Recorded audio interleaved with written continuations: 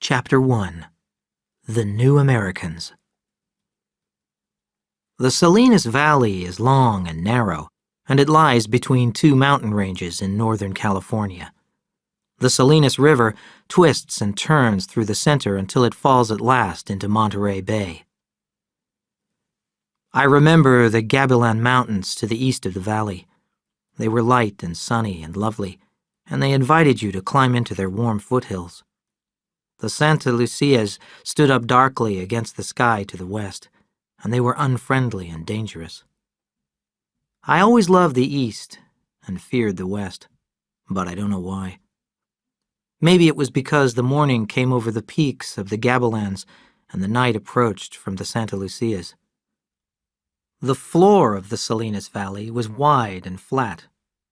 After a rainy winter, the valley was carpeted with spring flowers of all colors, bright blue and white, burning orange, red, and mustard yellow. In the shade of the oak trees, green plants grew and gave a good smell. In June, the grasses on the hills turned gold and yellow and red. The soil in the valley was deep and rich, but in the foothills it was poor and thin. There were good years, when the rainfall was plentiful, but there were also very bad years. The water came in a 30-year cycle. There would be 5 or 6 wet, wonderful years, followed by 6 or 7 good years. Then came the dry years, when the earth dried and cracked and the streams stopped. The grass was scarce, the cattle grew thin, and a hot, dry wind blew dust down the valley. Then the farmers and the ranchers hated the Salinas Valley. Some families would sell out for nearly nothing and move away. During the dry years, the people forgot about the rich years, and when the wet years returned, they lost all memory of the dry years. It was always that way. The first people who lived in the Salinas Valley were the Indians. They lived on insects, nuts, and shellfish. Then came the soldiers and priests sent by the King of Spain. They explored the land greedily for gold and souls. They made maps and named everything they saw. Buena Vista was a beautiful view, Laguna Seca was a dry lake, and Salinas was white like salt. After that came the Americans, even greedier because there were more of them. They occupied the valley land first, then moved into the foothills. Soon there were wooden farmhouses and growing families wherever there was water. The farmers planted square fields of corn and wheat and long lines of trees to protect the topsoil from the wind. The trails between the farms became roads. Stores and workshops opened along the roads, and little towns grew up around them: Bradley, King City, Greenfield. And this is the way the Salinas Valley was when my grandfather brought his wife and settled in the foothills east of King City. I must depend on stories, old photographs, and memories to tell you the story of the Hamiltons. Young Samuel Hamilton and his wife came from the north of Ireland in around 1870. He was the son of small farmers, not rich, but not poor. They were well educated and well read, and they were related to great families as well as humble ones. I do not know why Samuel left that green land. He was not a political man, so he surely was not a rebel. He was perfectly honest, so it was not the police. In my family, they whispered that he loved a woman who was not his wife. Samuel was good-looking and charming, with very blue eyes. He came to the Salinas Valley with his hard little Irish wife, Liza, who was as humorless as a chicken. She had a strict moral code, and she disapproved of everything that was pleasant. We never knew how Samuel met and married her. He was a man full of love, but his wife never showed her feelings. When they arrived in the Salinas Valley, all the good land was taken, so they settled on the poor land in the hills to the east of King City. Samuel took one piece of land for himself, one for his wife, and another for their unborn child. Over the years, 9 children were born. 4 boys and 5 girls, and more land was added to the ranch each time. If the land had been good, the Hamiltons would have been rich, but the soil was poor and there was no water, so their cattle stayed thin even in good years. Samuel was full of energy and invention. He built a house and a barn and a blacksmith shop. He was a good carpenter and clever with his hands, but he never made any money. He built a machine for digging wells, and he found water on other men's land, but not on his. And he invented another machine that harvested other farmers' wheat. Other men took Samuel's ideas and made money from them, but he never did. Men came from all over the valley to his blacksmith shop. He repaired their tools and replaced their horseshoes, but he was not a businessman. His customers promised to pay him after the harvest, then after Christmas. Then they forgot, and he did not know how to remind them. Men also came to the blacksmith shop just to visit Samuel.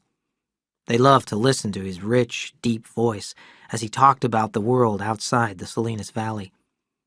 He had a gift for telling stories, and there were always 3 or 4 men standing around him as he hammered. They brought whiskey, too, and drank it away from Mrs. Hamilton's watchful eye. Samuel was a good listener, and people trusted him with their secrets. He had some knowledge of medicine as well, and a gentle touch. He delivered all of his own children, and neighbors often called him to help with a difficult birth. There were not many doctors at that time. Soon all the land was settled in the foothills around the Salinas Valley. It was given by the government to people who agreed to build on it. Many settlers took more land than they needed because in Europe land meant wealth. In California, though, some men owned large farms, but they were still poor. Although many people arrived penniless in the Salinas Valley, others arrived with money to start a new life. They bought the best land in the valley, built fine houses, and planted wheat. Adam Trask was one of these men. Chapter 2. Brothers and Rivals. Adam Trask was born on a farm near a little town in Connecticut in 1862, 6 months after his father Cyrus joined the army. It was the time of the American Civil War. Cyrus Trask enjoyed his short training period and the drinking and gambling and women that were part of army life. Then he marched south with the Connecticut soldiers. He first saw the enemy at 8 o'clock on a spring morning. At 8:30, a bullet tore through his right leg, and an army doctor cut the leg off below the knee. It was painful, but he recovered quickly and returned home 6 weeks after Adam's birth with a wooden leg that he'd made himself. He also brought back a disease that a woman had given him in the army camp. When his wife caught this disease, she asked herself why. She believed that it was the result of some forbidden dreams she had had during her husband's absence. She then punished herself by holding her head under the shallow water of a muddy pool until she drowned. Cyrus drowned his sorrow in whiskey, and when baby Adam cried, he gave him whiskey too. After 3 days, Cyrus bought a goat, and the baby drank its milk. Adam not only survived, but was also strong and healthy. Cyrus wanted a woman to look after Adam and himself, so, a month later, he chose the 17-year-old daughter of a neighboring farmer. 2 weeks after that, they were married, and she was pregnant. The neighbors were not surprised. Men often had 3 or 4 wives in a normal lifetime. Alice Trask had many good qualities. She kept the house clean and she never complained. She never spoke unless someone spoke to her. She never gave an opinion, and when a man talked, she listened. For Cyrus, these were Alice's finest assets. These qualities helped him as he ran the farm and made up stories about his life as a soldier. The first person he told about his time in the army was Alice. As she listened quietly, his war experiences grew. He read books and newspapers and studied maps. Soon he knew the names of the battles and the officers who led them. Alice and the two little boys sat silently and respectfully as he talked about the fighting he had seen.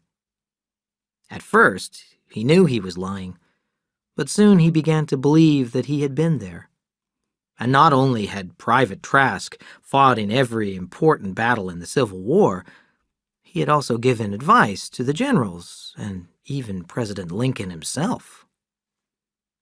In time, he became a genuine military expert. He wrote letters to the War Department that criticized the Army and the way they had fought the war. He wrote articles for magazines, and the government consulted him about the organization of the Army. He later went to work for the Grand Army of the Republic and traveled all over the country to attend meetings. And so he entered public life. Cyrus Trask organized a military life for his family. Alice survived by staying quietly in the background, but Adam and his half-brother Charles could not escape his discipline. Cyrus was sorry that he could not be a permanent soldier because of his wooden leg, but he decided that the army was the only honorable profession for his sons. He began their training early. He made them do exercises and march for miles, carrying bags full of stones on their backs. They practiced shooting for hours. Adam hated their military life. He realized that his father was not doing it for them, but for himself. He was not a great man at all. Adam was an obedient child, and he wanted to avoid trouble, so he kept these thoughts to himself. His brother Charles was a little more than a year younger than Adam. He was more aggressive, like his father, more athletic and more competitive. Charles beat Adam easily at any contest, so he preferred to compete with other children. He felt sorry for Adam because he was weak, so he fought other boys who challenged his brother. Adam admired his brother for his strength and intelligence, but they were not close. He never wanted to share his secret thoughts with him. He depended on his brother, but there was no feeling of love. As Adam grew up, he was afraid of one thing in particular. He feared the day he would be sent to the army. His father spoke of it often. "It'll make a man of you," he repeated. Charles was almost a man, and a dangerous man even at 15. One evening, Adam won a game he was playing with Charles, and his brother beat him until he was unconscious. After that, Adam made sure that he never won at anything. Neither the boys nor Alice ever told Cyrus about the beating, but he seemed to know. In the months that followed, he was gentle with Adam, and he did not punish him anymore. He spoke to him alone every night about the nature of a soldier, and he did not permit Charles to listen. "There are so many things I want to tell you," said Cyrus late one afternoon. "From the day a child is born, he's taught to protect his own life. But when he becomes a soldier, he has to put his life in danger without going mad.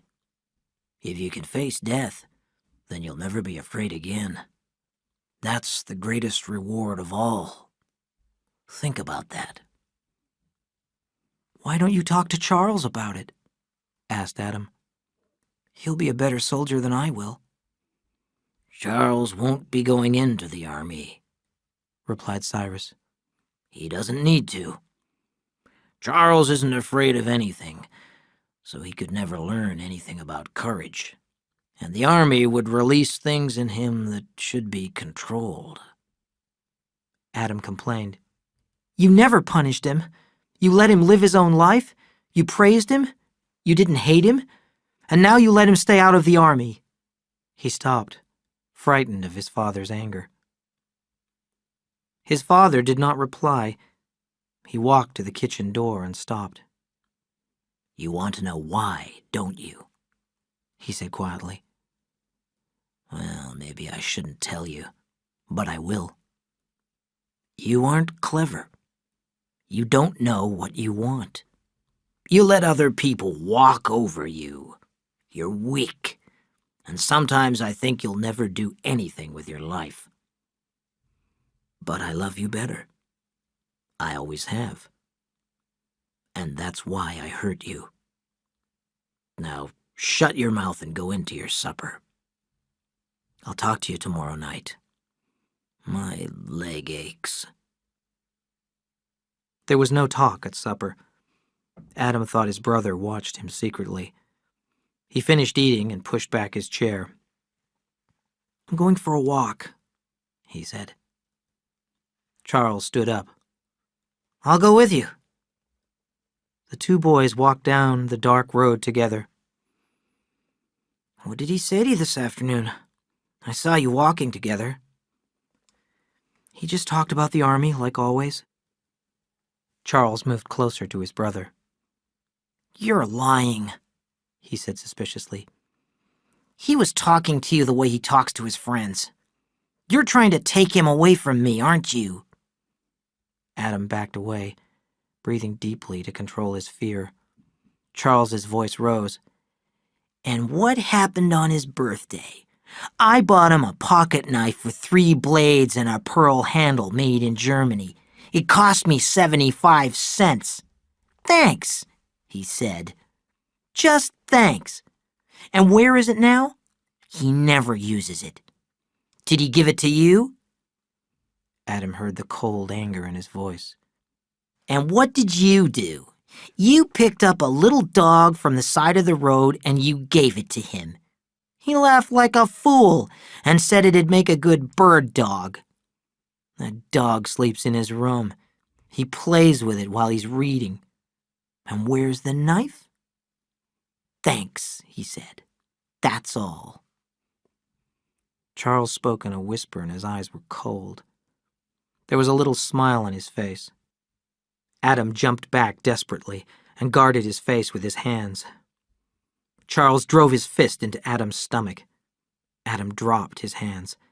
His brother hit him methodically in the head, the heart, the nose, the stomach, then the head again. Adam watched Charles through blood and tears, not understanding.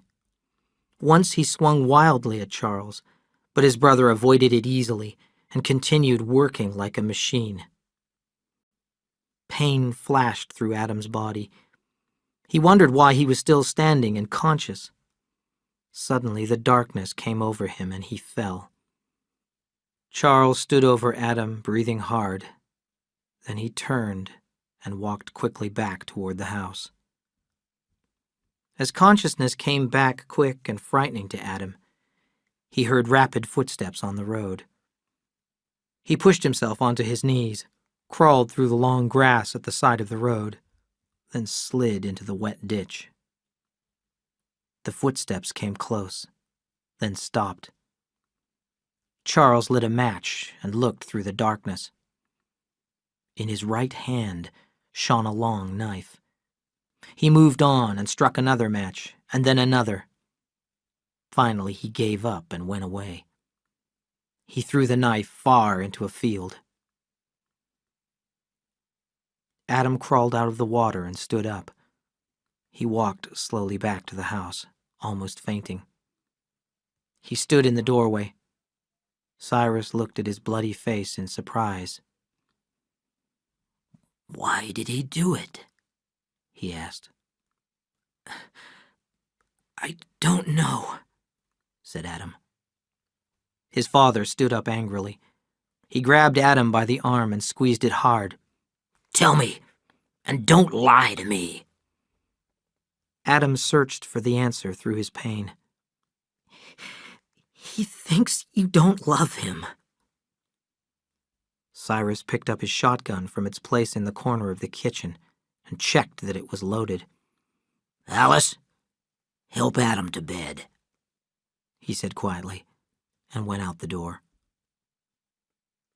Charles spent some time laughing and drinking with his friends in the hotel in town. Then they moved on. But he heard about the shotgun. so he hid for 2 weeks before returning home. Adam stayed in bed for 4 days. On the 3rd day, his father showed his power with the military. He did this for his own pride and as a reward for Adam. An army captain and 2 sergeants in blue dress uniforms came to the house. 2 privates waited outside with the horses. Cyrus watched with tears in his eyes as Adam was enlisted in the army. "You're going to Indian country, son," he said proudly. "There's a lot of work to be done." "Yes, sir," replied Adam. Adam had always hated violence, and during his 5 years as a soldier, he learned to hate it even more. At that time, the army was taking the Indians' land for settlement. When the Indians rebelled, they were killed, and the survivors were forced to live on the poorest land. When Adam shot at a man, he shot to miss. He knew that he was not a good soldier, but he did not care. It was more important for him not to hurt anyone. But he was not a coward. He risked his life more than once to save wounded men, and he volunteered to do extra work in the field hospital. Charles wrote regularly to his brother. He told him about the farm, about Alice's death and their father's move to Washington. Charles wrote many things that he could never say, and a closeness grew that neither of them could have imagined. Adam kept one letter because he did not understand it. Charles gave all the news, then the handwriting changed. "I want to talk about something. Why didn't our father use that knife? It was a good knife, and he needed one. If he'd even kept it in his pocket, I wouldn't have gone after you. But I had to. I've never thought like this before. Now I feel like something's not finished. I should be there, and you should be here." The letter was unsigned. Maybe Charles had not intended to send it. Adam shivered every time he read it, but he did not know why. Chapter 3. Growing Up. On the ranch, the little Hamiltons began to grow up, and every year there was a new one. The first boy was George, a tall, handsome boy, gentle and polite, and the sinless boy grew to become a sinless man. After him was Will, short and heavy and full of energy. He was a hard worker, and he wanted to be like everyone else. He was suspicious of new ideas. Maybe that was because his father was different from other men, and Will was embarrassed. When he was growing up, the people of the Salinas Valley still did not trust Samuel. He was not only a foreigner and an Irishman, but he also had strange ideas. He was interested in philosophy and music and poetry and art, and he loved to read. Those things were only for the rich, not for the poor. In time, the Salinas Valley grew fond of Samuel, but Will's ideas were already formed. Will made money easily. When he started raising chickens, the price of eggs went up. He bought a share of a little store, and soon he had stores in several different towns. He bought a bicycle shop, and before long, he started selling Ford cars. Tom, the third son, was full of energy and ideas. When he was happy, he was very happy. But when his dog died, the world ended. Joe was the last son. He was lazy, and he preferred daydreaming to working on the farm. When he had failed at every job, his father asked him to look after their 60 sheep. This was the least difficult job of all, but he lost them. Lost 60 sheep in the hills. Soon his family stopped asking him to work. There were 5 Hamilton girls in the family. Lizzie, who was named after her mother, was the oldest. She married young and went away. Next came Una, a studious dark girl. Then there was Desi, who loved to laugh. then Olive, my mother. And last was Molly, who was a little beauty with lovely blonde hair and deep blue eyes. Liza was a good woman, and she raised good children. Year after year, she produced them, and fed them, and baked bread, made their clothes, and clothed them in good manners and morals too. She had no knowledge of the world except what she read in the Bible. Everyone respected her, but they did not have warm feelings for her. By the end of the century, all of Samuel and Liza's children were nearly grown up. Una was a student, and Samuel was proud of her. Olive was preparing to become a teacher. This was a great honor for the family. Joe was going to college because he was not good at anything else. Will was making a fortune without really trying. Tom was trying new ideas and sometimes failing. Desi was studying dressmaking. And Molly, pretty Molly, would obviously marry a rich man. It was a good, well-balanced family, and Samuel was pleased with them. Some liked to build, and others liked to dream. Some wanted the world to stay the same, and others wanted it to change. They were not rich, and they were not poor, and they all belonged to the Salinas Valley. After Adam joined the army and Cyrus moved to Washington, Charles lived the life of a bachelor. The house was dirty and quiet. He talked about finding a wife, but he was too shy to meet any girls. When he wanted sex, he paid for it. He was lonely and he missed his brother. He worked hard on the farm to keep busy. One day, in his 3rd year alone, he had an accident. He was using an iron bar to move a big stone out of a field. When it did not move, he became angry and pulled down on the bar with all his strength. The bar slipped, and the upper end crashed hard into his forehead. After a few weeks, his wound healed, but it left a long, dark scar that began at his hairline and ended between his eyebrows. Charles hated this scar. "It looks like somebody marked me like a cow," he wrote to Adam. "And it's getting darker. People are always staring at it and talking about it. I don't even want to go to town anymore." Adam left the army in 1885 after 5 years' service and began traveling home. He arrived in Chicago, stayed 2 days, went to Buffalo, then Niagara Falls. He felt that he was sleepwalking. He missed the daily routines that he hated when he was in the army. He missed the company of other men, and he did not want to go home. He went back to Chicago and re-enlisted in the army for 5 more years. Adam was changing trains in Kansas when a soldier put a message into his hand. It ordered him to report immediately to the office of the Secretary of War in Washington. His father found him there. Adam hardly recognized him. He looked and talked like a great man. They walked to the hotel where Cyrus lived. "Why are you going?" he asked Adam. "I didn't want to go home." "I have influence," said Cyrus. "I can have you sent to Washington. You can work for me." Adam felt like a little boy again, but he resisted the feeling. "I want to go back where I was," he said quietly. Adam saw the disappointment on his father's face and knew that he was lonely in Washington.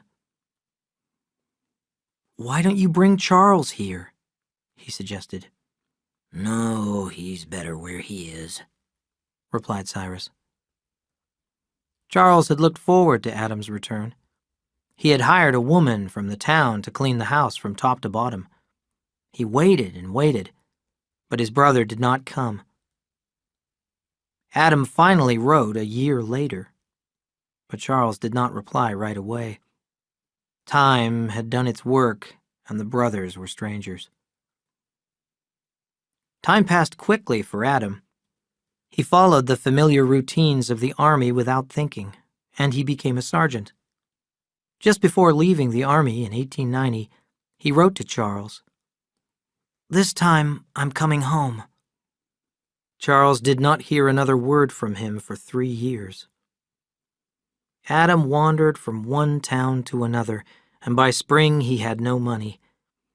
He joined the army of restless men who were moving around the country in the 90s. Sometimes they worked, and sometimes they begged or stole.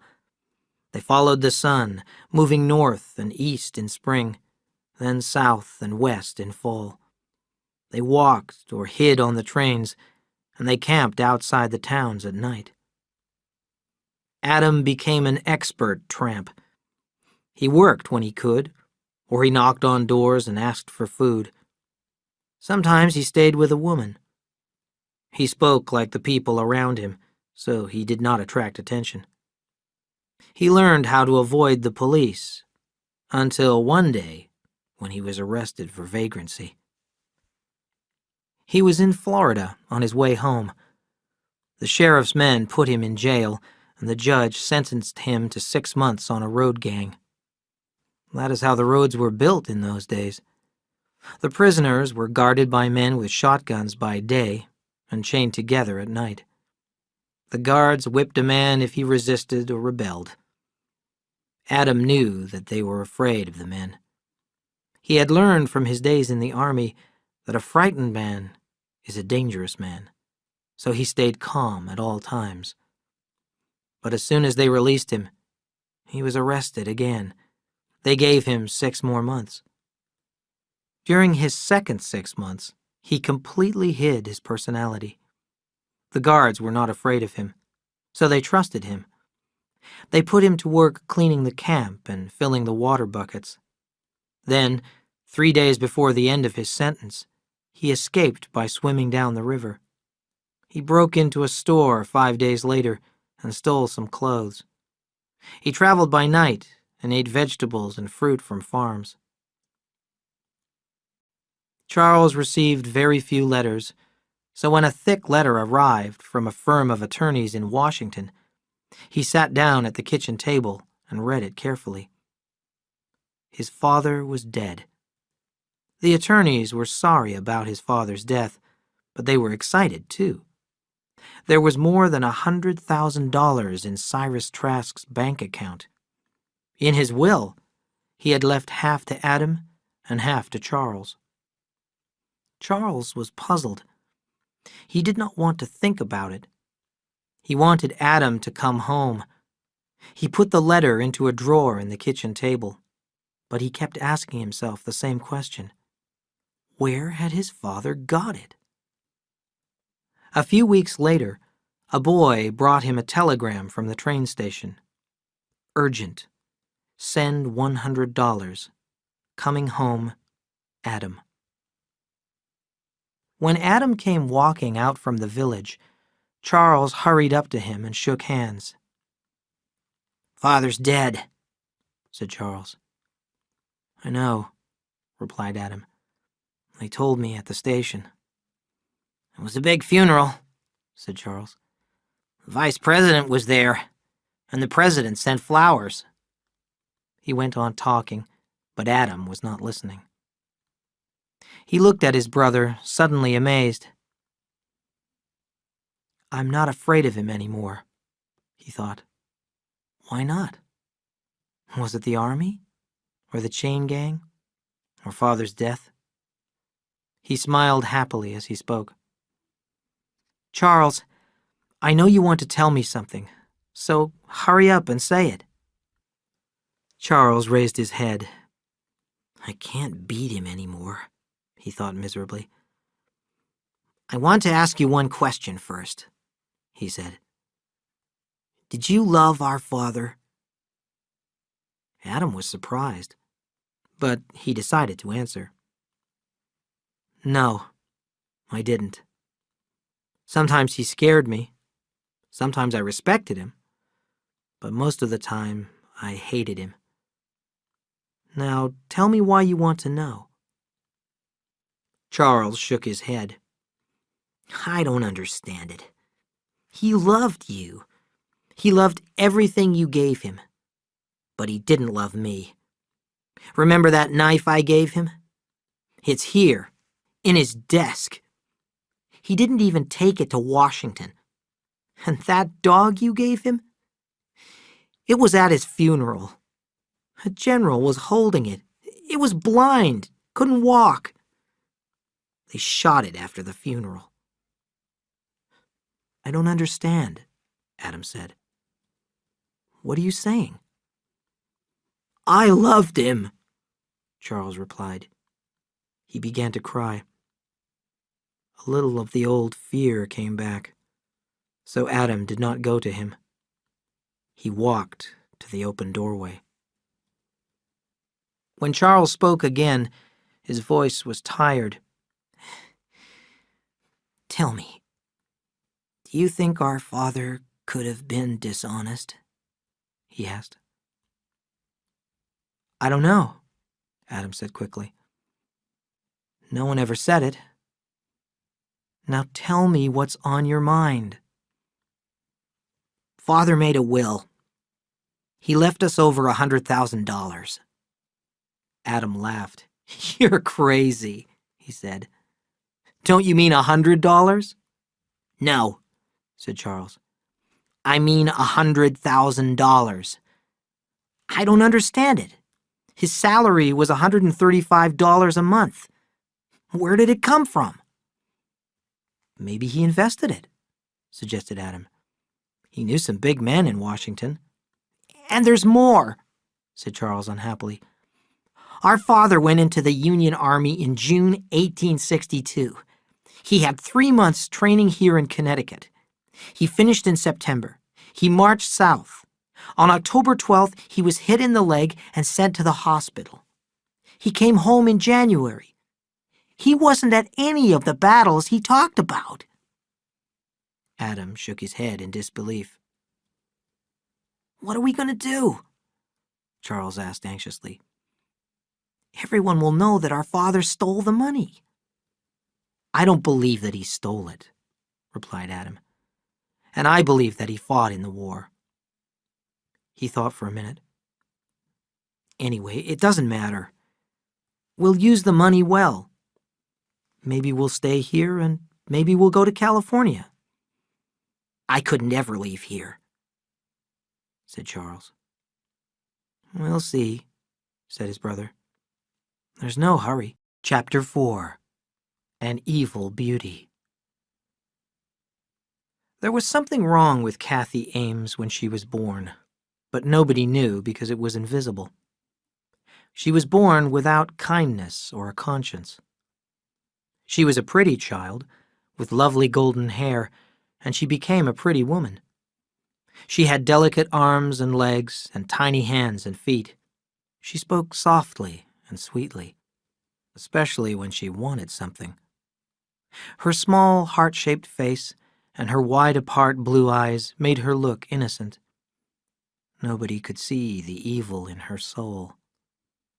Kathy was a liar, but she did not lie like other children do. Her lies were not daydreams, when a child imagines that something is real. Those lies are harmless. She lied to escape punishment, or work, or responsibility. She was a good liar because she stayed close enough to the truth that one could never be sure. Everyone in the world has hidden desires and vices that they are ashamed of. Most people control these feelings or satisfy them secretly. Kathy knew how to recognize them in other people, and she used this information for her own gain. She was very young when she discovered that sex is the most disturbing urge that humans have, causing feelings of jealousy, pain, and helplessness. And in those days, the subject was unmentionable and unmentioned. Kathy could use her sexual power to control almost anyone. She never felt the blind helplessness of love herself, so she always kept her advantage. She coldly experimented on other people and so developed her power.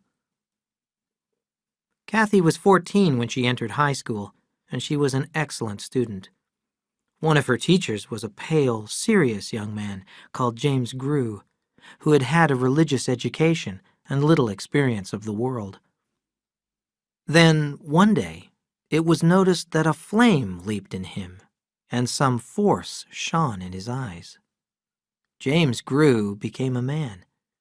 He walked on his toes and sang to himself. He was never seen with Kathy, and no relationship was even suspected. And then the flame went out. He was seen in church at night on his knees. Then James Grew was found lying in the church one morning. He had shot himself in the head. He had left no letter, and nobody knew why he had done it.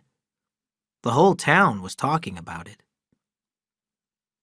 At dinner, Kathy sat silently, smiling secretly to herself. Her mother turned to her. "You saw him every day at school, Kathy. Has he seemed sad lately? Did you notice anything?" Kathy looked down at her plate and then up. "I thought he was sick," she said. "Yes, he has looked bad, and somebody at school, I don't remember who, said that he was in some kind of trouble in Boston. I didn't hear what kind of trouble. We all liked Mr. Grew." That was Kathy's method. Soon everyone knew that James Grew had been in trouble in Boston, and nobody could imagine that Kathy had started the rumor. Even Mrs. Ames had forgotten where she heard it. Soon after her 16th birthday, a change came over Kathy. One morning she did not get up for school. Her mother went into her room and found her in bed, staring at the ceiling. "Hurry up," she said. "You'll be late." "I'm not going to school," Kathy said calmly. "I'm never going to school again." Her mother's mouth fell open. "What do you mean? What are you going to do?" "I don't know yet," said Kathy. "I think I'll go away." "You wait until your father comes home." Kathy turned her head very slowly and looked at her mother. Her eyes were expressionless and cold. And suddenly Mrs. Ames was afraid of her daughter. She went out quietly and closed the door. That evening, Mr. Ames, hating what he had to do, gave a lecture to his daughter. He spoke of her duty to her parents. Toward the end of his speech, he noticed that she was not listening. He became angry and began to threaten her. He reminded her that she was under the authority of her parents and the state and God. He had her attention then. She stared straight into his eyes, and he had to look away. He threatened to whip her if she did not obey him. At the end, his threats weakened. "I want you to promise that you'll go to school tomorrow," he said. Her face was expressionless. "All right," she said. In the morning, she was gone. Her father put on his hat and walked quickly to the train station. The station agent was certain. Kathy had taken the early morning train to Boston. Mr. Ames brought her back and gave her the first whipping of her life. "Now, will you ever do that again?" he said. "No, oh no, forgive me," Kathy said. She turned away so her father could not see that there were no tears in her eyes. There seemed no doubt that it was what Kathy needed. Even in school, she was changed. Always she had been a good student. But now she began to make plans for the future. She talked to the principal about taking the examinations for her teaching certificate a year early. In the weeks that followed, she helped her mother in the kitchen and offered to help more than was needed. A childlike smile was constantly on her lips while she made her preparations. She had all the time in the world. She cleaned the basement and put newspaper in all the cracks where the air came in. She fixed all the doors so they opened and closed quietly, and put oil in the locks so they turned easily. She filled the lamps from a big can of lamp oil she kept in the basement. And it was not only at home either. She went to the factory to visit her father, and he was amazed at her questions about business. "She's smarter than some men I could name," he thought proudly. "She might be running the business one day." He explained about the loans and the billing and the pay, and he showed her how to open the safe. One day when she returned home from school, her mother met her at the front door. "Kathy, I have to go out," she said. "Your father wondered if you would go to the bank, pick up the pay for the workers, and take it to the factory." "I'd like to," said Kathy. The fire broke out at about 3 o'clock the next morning. The Ames house went up like a rocket. By the time it was noticed, there was nothing left. When the volunteer firemen dug through the coals, they found what remained of Mr. and Mrs. Ames. But there was neither tooth nor bone where Kathy's room had been. When the accountant went to the factory, he found the safe open and papers scattered all over the floor. A broken window showed how the thief had entered. He returned to the house with this news. "The fire wasn't an accident." Fear and anger spread through the crowd that had gathered. And where was Kathy? Had she been taken away? They searched the fields and lakes for her body, but they found nothing. They questioned the wandering men who were traveling by road and by rail, but soon they stopped looking. What could they do? They couldn't prove anything without a body. I don't know how Kathy Ames heard about Mr. Edwards, but it was not very difficult for a girl to find him. Mr. Edwards was a successful businessman. He lived in a big house in a good neighborhood of Boston with his wife and 2 children. He was a large, powerful man in his late 40s, getting a little fat, but then many successful men were. He spent as much time as he could with his family, although he had to travel a lot on business. Mr. Edwards' business was women. He supplied whores to small-town hotels all over New England, avoiding the cities because the police were greedier there. He preferred stupid girls because the smart ones did not stay long. They opened their own houses or married rich men. He did not want very pretty girls either. A local young man might fall in love with a pretty whore, and there would be trouble. He kept the girls in one place for 2 weeks, then moved them on to the next town. Mr. Edwards was not feeling well when the girl who called herself Catherine Amesbury came to see him. If he had not been weak, he would have sent her away immediately. She was much too pretty for his business. Her voice was low. She was small, almost delicate, and her skin was lovely. She was not Mr. Edwards' kind of girl at all. He knew this in his mind, but his body told him to let her stay. He looked at her, puzzled, as she gave him a cat-like smile. He never mixed business and pleasure, but he wanted this one for himself. He fell into the trap. "Never, never believe anything a whore tells you." That was his rule, but he believed every word she said. "I can't understand why a girl like you," he began. Catherine lowered her eyes. "My father's dead. He borrowed a lot of money from the bank. My mother can't pay it back, so they're going to take away the farm. I just want to help her." Mr. Edwards heard himself saying, "Well now, my dear, maybe we can find some way for you to get the money." Mr. Edwards, as cold-blooded as any whore-master that ever lived, fell hopelessly, miserably in love with Catherine Amesbury. He rented a sweet little brick house for her and then gave it to her. He had never been so unhappy. He wanted to trust her because he loved her, but he knew from experience that he could not. He tried to buy her love with presents and with money. When he was away from her, he was sick with jealousy.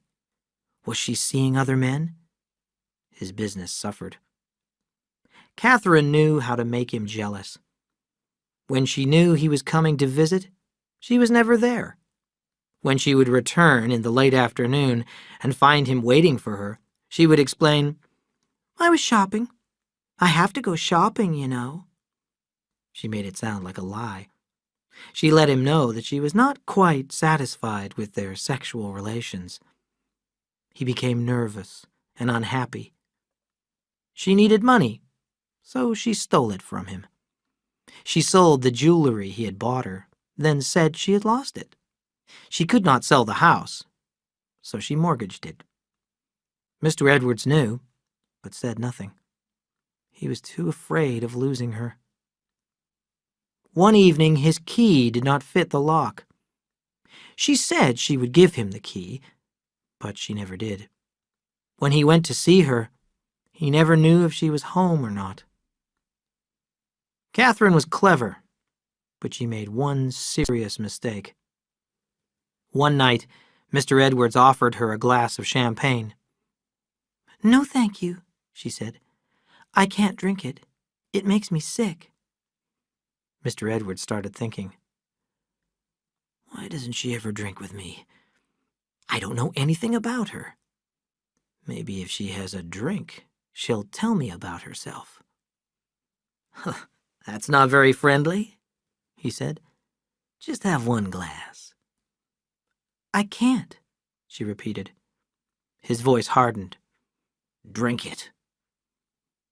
She took the glass and poured it down and stood still. She poured another glass for herself and another. Her eyes became hard and cold, and Mr. Edwards felt afraid. "I didn't want to do it. Remember that," she said softly. "You fat worm. What do you know about me? Do you think I can't read every rotten thought you've ever had? Want me to tell you? You wonder where a nice girl like me learned tricks. You wanted me to talk, and I'm talking. I'll tell you. I worked in whorehouses all over the country for 4 years. "Catherine," he protested, "you don't know what you're saying." He watched her, unable to move. She walked slowly toward him, drank the last of the champagne, delicately broke the glass on the table, and pushed it hard into his cheek. As he finally ran away from the house, he could hear her laughing. Mr. Edwards wanted to believe in Catherine's goodness, but he could not. He had to find out the truth. He had her followed. He hired detectives, and soon he knew where she hid her money. One day he packed his suitcase as usual and rang Catherine's doorbell. She answered it immediately. "I'm going out," she told him. "No, you're not," he said, pushing past her into the house. He went down to the basement and returned carrying a small wooden box. He put it into his suitcase. "That's my money!" she cried. "What are you doing?" "You're coming with me on a trip," he answered coldly. "We're going to a little town in Connecticut. You told me once you wanted to work. You're going to work." "I don't want to," she cried. "You can't make me. I'll call the police." He smiled terribly. "Maybe you'd rather go back to your hometown. They had a big fire there several years ago. Do you remember that fire?" She could think of only one plan. She must go along with him and wait for a chance. She thought about the knife in her purse. In the small town, they got off the train at dusk, then walked down a dark street and into the country. Mr. Edwards thought he knew what he intended to do. He meant to whip her and put her in one of the rooms at the hotel, whip her and move her to another town until she was of no use anymore. Then he would throw her out. He grabbed the purse out of her hand and threw it over a wall. He knew about the knife. He was in love with Kathy, but he was also afraid of her. Love and fear made him cruel.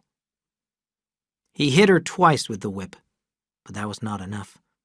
He used his fists again and again as she lay on the ground, but soon they too were not enough. His hand found a stone, and a red wave of rage washed over him. Later, he looked down at her beaten face and listened for her heartbeat, but heard only his own.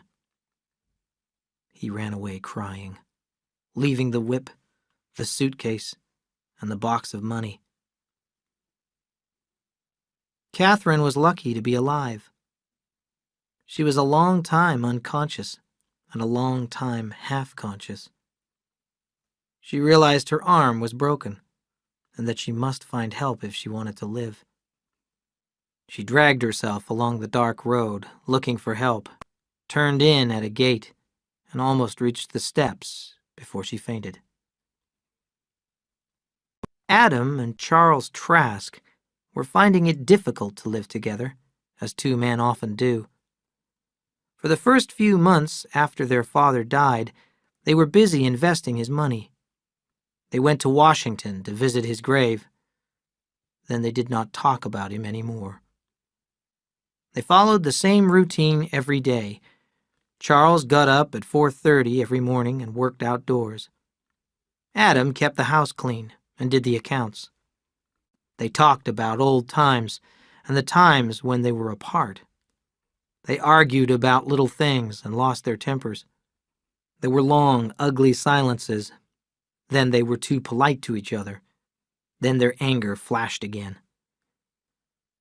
When Adam could not stand it anymore, he would leave for some time. 8 months in Boston, 2 years in South America. But he always returned, and the brothers fell back into their old ways. One day was the same as another, and the years passed slowly. But Adam was still restless. One morning he asked Charles, "Why are we working so hard? You've bought the farm next door, and 4 buildings, and the hotel in town. Did you ever think that we have enough money to do anything we want to do? We could go to Europe. We could walk around Paris." Charles was not listening. "What's that noise?" he said. He opened the kitchen door. A dirty bundle of rags and mud was slowly trying to crawl up the steps. There was a muddy face with cracked lips and eyes looking out of blackened and swollen eyelids. There was a deep cut in the forehead, and blood ran back into the knotted hair. Adam kneeled beside the figure. "Come on, let's get her in," he said. "Here, look out for that arm. It looks broken." She fainted when they carried her into the house. "Put her in my bed," said Adam. "Now I think you'd better go for the doctor. I'll stay here with her." She was very badly hurt. Her arm was broken, as well as several other bones. Her jaw was cracked, and she had lost all the teeth on the left side.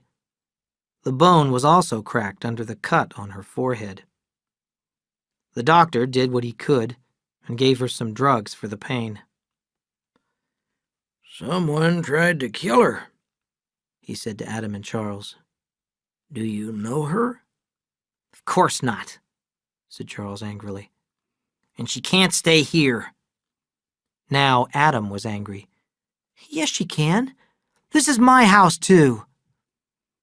The two men looked at him in surprise. "Who's going to look after her?" asked the doctor. "I am," said Adam. "I'll have to tell the sheriff," the doctor warned. "Do that," said Adam. "But she can't talk to anyone until she's well."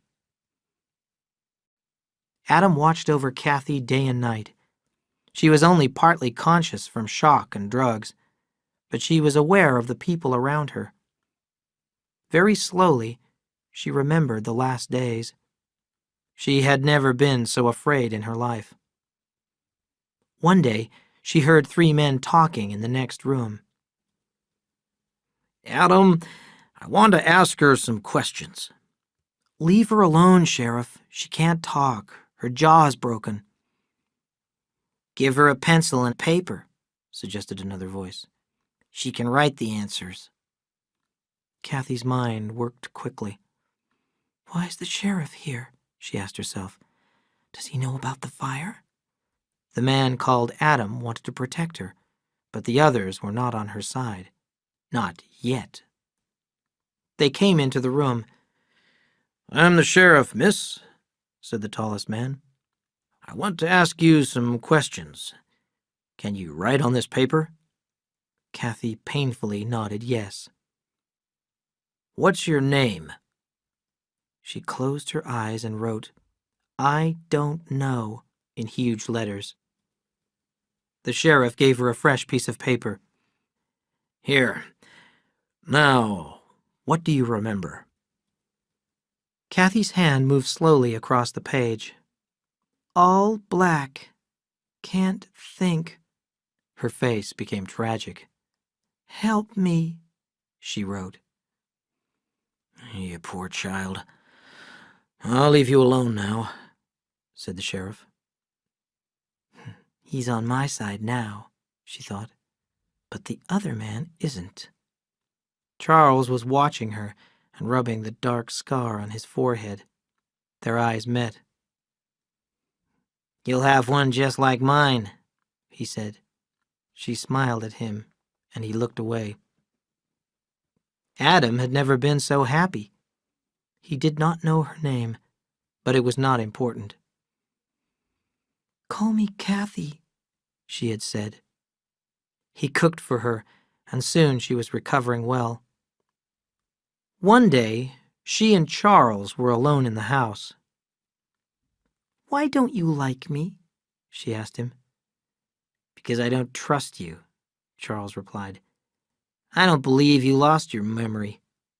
I think you're a devil, and I don't want you in the house anymore." "What are you going to do?" she asked.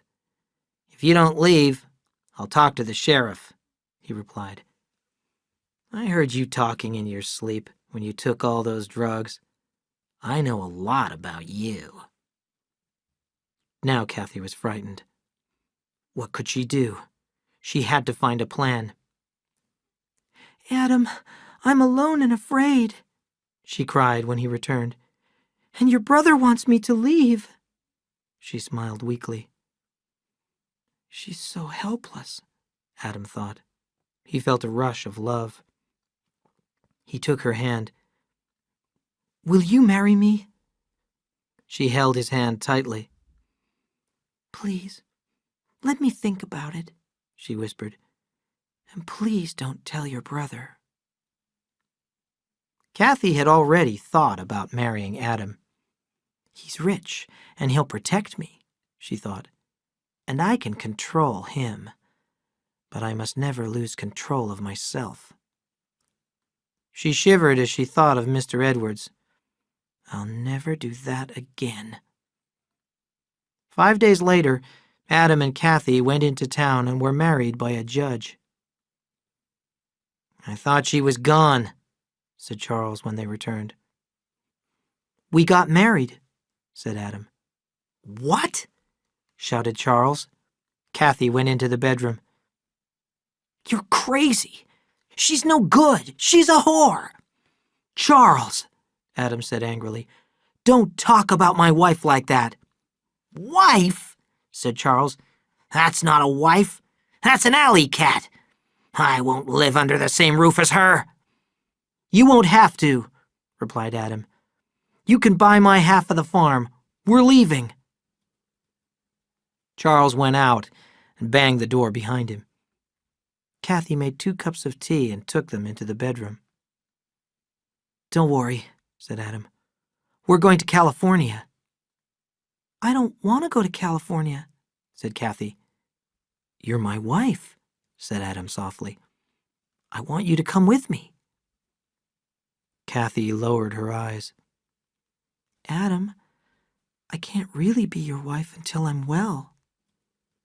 I know, he said. I'll wait. He finished his tea. My tea has a funny taste. Does yours? Oh, no, she cried. You took the wrong cup. That one had my sleeping medicine in it. Adam was fast asleep when his brother came home drunk. Charles threw off his clothes, got into bed, and tried to get comfortable. When he opened his eyes, Kathy was standing by his bed. What do you want? He asked. What do you think? Move over a little.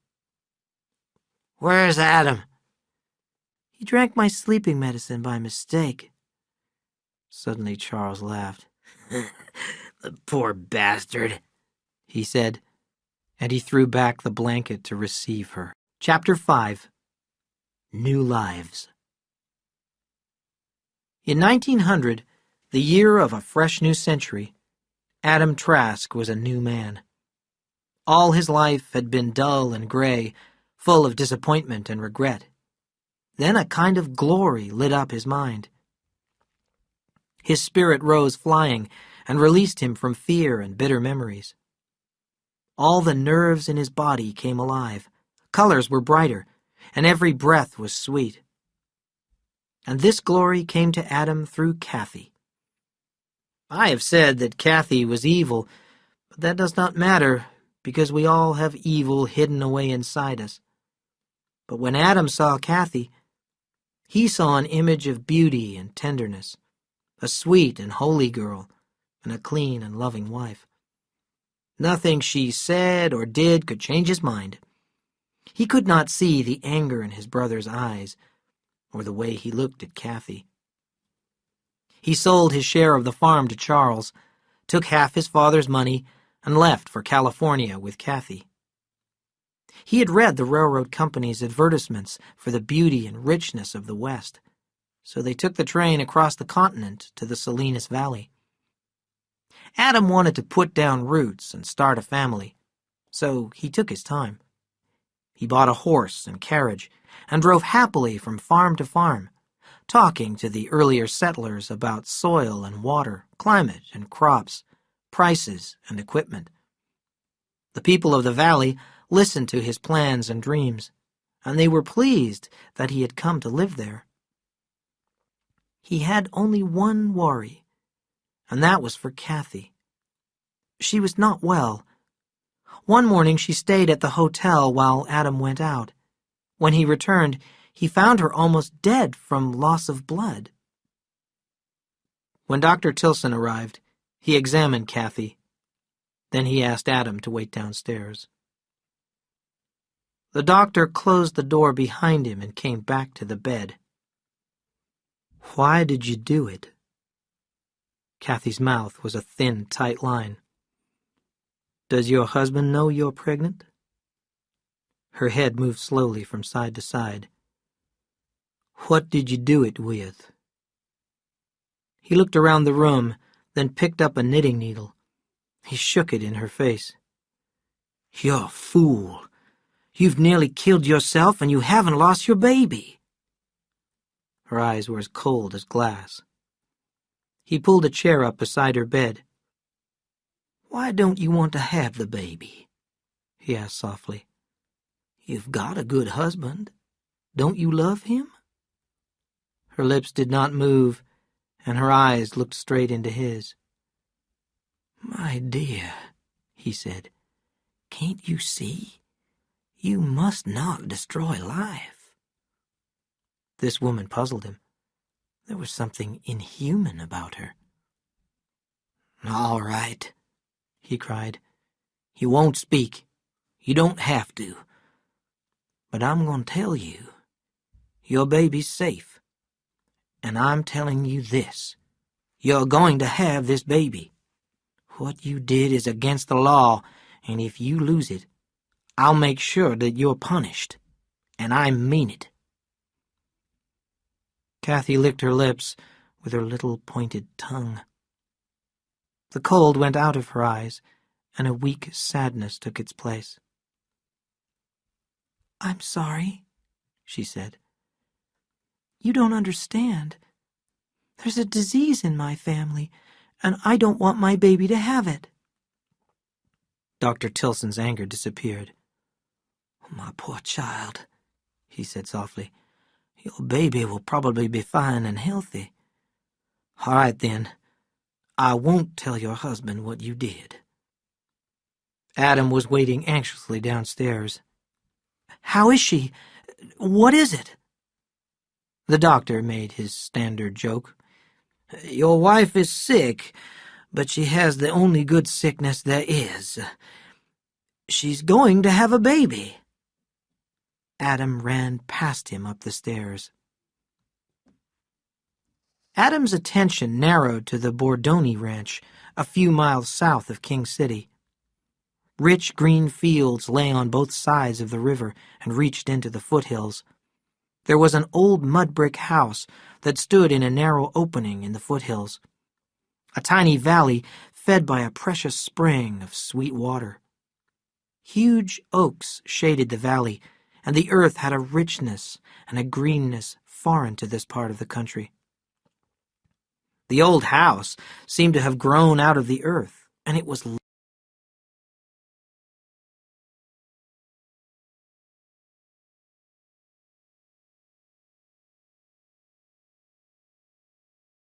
Adam Trask refused to buy in a hurry, and Bordoni was asking a high price, pretending not to care whether he sold or not. Bordoni knew Adam was going to buy his land long before Adam knew it. Where Adam settled, he intended to stay, and to have his unborn children stay. He drove and rode and walked over every foot of the land and picked up the soil in his hand. He inquired about the small wild plants of field and riverside and hill. In damp places, he knelt down and examined the animal tracks in the mud. Mr. Bordoni watched him and poured him glasses of wine made from his own grapes. Over and over, Adam asked Kathy's opinion of the place. "Do you like it? Would you be happy there?" He did not notice that she did not reply. He thought that she shared his enthusiasm. He spoke about it to the men who gathered in the King City Hotel. "It's water I'm thinking about," he said one evening. "I want to farm this land. I wonder how deep you'd have to dig to bring in a well." "Ask Sam Hamilton," said a rancher. "He knows all about water. I'll take you to see him tomorrow." The two men drove the horse cart past the wooden house to the blacksmith shop. Adam saw a big man with a white beard and laughing blue eyes. He wore clean work clothes, but his hands were black. "This is Mr. Adam Trask from the East," said the rancher. "He's come here to settle." "I'm glad," said Samuel. "He's brought you a little present," continued the rancher. Samuel looked quickly toward the house. "You can bring it into the shop, but don't let the sun shine on it," he said. The three men sat down and passed around the bottle. "I want to ask you about water," said Adam. "I can find water nearly everywhere except on my own land," replied Samuel. "I'll come and look at it." The next day, Adam drove out and shook hands with Bordoni, and the ranch was his. Adam sat like a contented cat on his land. He looked at the green line of trees along the river, then over the golden fields on the other side to the rounded foothills. The gardener planted vegetables and channeled the spring to water it. The workers were building a new barn for the animals he wanted to keep. He had come to start a family and to stay, and he wanted the best of everything. In the corner of his room, there was a pile of advertisements for farm machinery, seeds, and fruit trees. He was glad now that his father had left him a rich man. When he remembered his father's house, the farm, the town, and his brother's face, everything was black. He shook off the memories and planned for the future. He was also happy in the present. When he saw Kathy sitting in the sun, her baby growing inside her, he was filled with joy. If Adam was like a contented cat, Kathy was cat-like too. She knew how to wait. She did not want to be married. She did not want to be in California, and her pregnancy was an accident. She spoke when Adam spoke to her, but she was not interested in his plans. She did not intend to stay. The Chinese cook, Lee, came near her chair under a tall oak tree. "Missy likey tea?" he asked politely. "Yes," she replied, looking at him carefully. She could read any man's mind, but not his. His face was lean and pleasant, and he had a broad, intelligent forehead. His long black hair was tied back with a piece of black silk. He wore narrow cotton pants, flat black shoes, and a blue Chinese jacket. Kathy looked suspiciously at Lee as he left. She was not afraid of him, but he made her uncomfortable. Later that summer, Adam sent Lee to the Hamilton place with a note for Samuel. Adam asked him to come and talk about digging a well for him. Samuel sat in the carriage with Lee, and his old horse followed behind them. "What's your name?" Samuel asked. "Lee. Got more name. Lee, father's family name. Call Lee." "I've read a lot about China. Were you born in China?" "Born here." Samuel was silent for a long time. "Lee, why do you talk like that?" Lee grinned. "Me talkie Chinese talk." Samuel shook his head. "You don't have to talk like that, Lee. Maybe you have your reasons. Anyway, it's not my business." Lee smiled. "I talk like that because I'm Chinese and I'm a servant. People don't expect me to speak good English." "But why are you a servant?" asked Samuel. "There's nothing wrong with being a servant," replied Lee. "A servant is fed, clothed, and protected, so he doesn't worry about anything. And it's a position of power. A good servant can control his master. He can make him afraid or make him happy." As they approached Adam's house, Lee turned to Samuel. "Please don't talk this way when other people are listening. It would confuse them." "All right," said Samuel. "But isn't it a lonely life?" "Yes, it is," replied Lee. "I'm thinking of moving to San Francisco. I'd like to start a bookstore. I probably won't do it, though. I've gotten used to being a servant." Samuel and Adam rode over the land until they reached a flat place. "Do you think there's water there?" asked Adam. "I don't know," said Samuel. "I'll see." He held a long, thin, Y-shaped stick in his hands and walked forward with his arms straight in front of him. Adam watched the end of the stick. First it moved up and down just a little. Samuel walked forward, then back, then turned. Then the stick seemed to be pulled down toward the ground. "I can get water here," Samuel said, "and it isn't very deep." "Good," said Adam. "I want you to dig wells for me and pump the water. I want to make a garden here. Remember, my name is Adam, and I've never had an Eden." "That's a good reason," said Samuel. "What does Eve think?" "She'll be pleased with anything I do," said Adam. "Her name is Kathy. I want the water so I can make a beautiful garden for her. I want to repay her for making me so happy." When they returned to the house, Lee had prepared a cold supper. They waited at a table outside under an oak tree until Kathy came out. She looked at Samuel and Adam without speaking. "You haven't met Mr. Hamilton, dear," said Adam. "How do you do?" said Kathy, and shook his hand. "I'm glad to meet you," replied Samuel. Samuel looked into her eyes, but they communicated nothing. There was a heavy silence at the table as they ate. Samuel made a few attempts at conversation, but finally gave up. Something was wrong, and he finished his supper quickly. "Ma'am, if you'll excuse me, I'll ride off home," he said. "Thank you for your kindness." Adam jumped to his feet. "Please, come back soon. I want you to start the wells. Kathy, this will be the most beautiful place in the world." "That will be nice," said Kathy, but her face showed no emotion. Samuel shivered when he saw it. He said good night and quickly rode away. After he left, Kathy said, "Adam, I didn't want to come here. I am not going to stay here." "Oh, nonsense," he laughed. "You'll get used to it, and you'll love it. Everything will change when the baby is born. You'll see."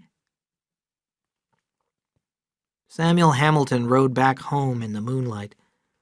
There were shadows and the sounds of night creatures all around him, and he felt a strange sadness. He thought about Adam and Kathy. Do I envy them? No, it isn't that. It's Kathy. But what about her? Her eyes. I've seen those eyes before. But where? Samuel went back in his mind to when he was a small boy in Ireland. He was with his father in a big city. A crowd had gathered where a man was going to be hanged. The man looked into Samuel's eyes. His eyes had no depth. They were not like other eyes, not like the eyes of a man. They were like a goat's eyes. Now Samuel knew. I've seen eyes like that only twice in my life, he thought. But then he felt guilty that he had such ugly thoughts about Kathy.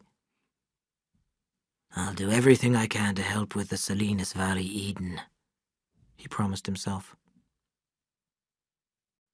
Kathy sat quietly in her chair under the oak tree, waiting for her pregnancy to be over, living on a farm she did not like, with a man she did not love.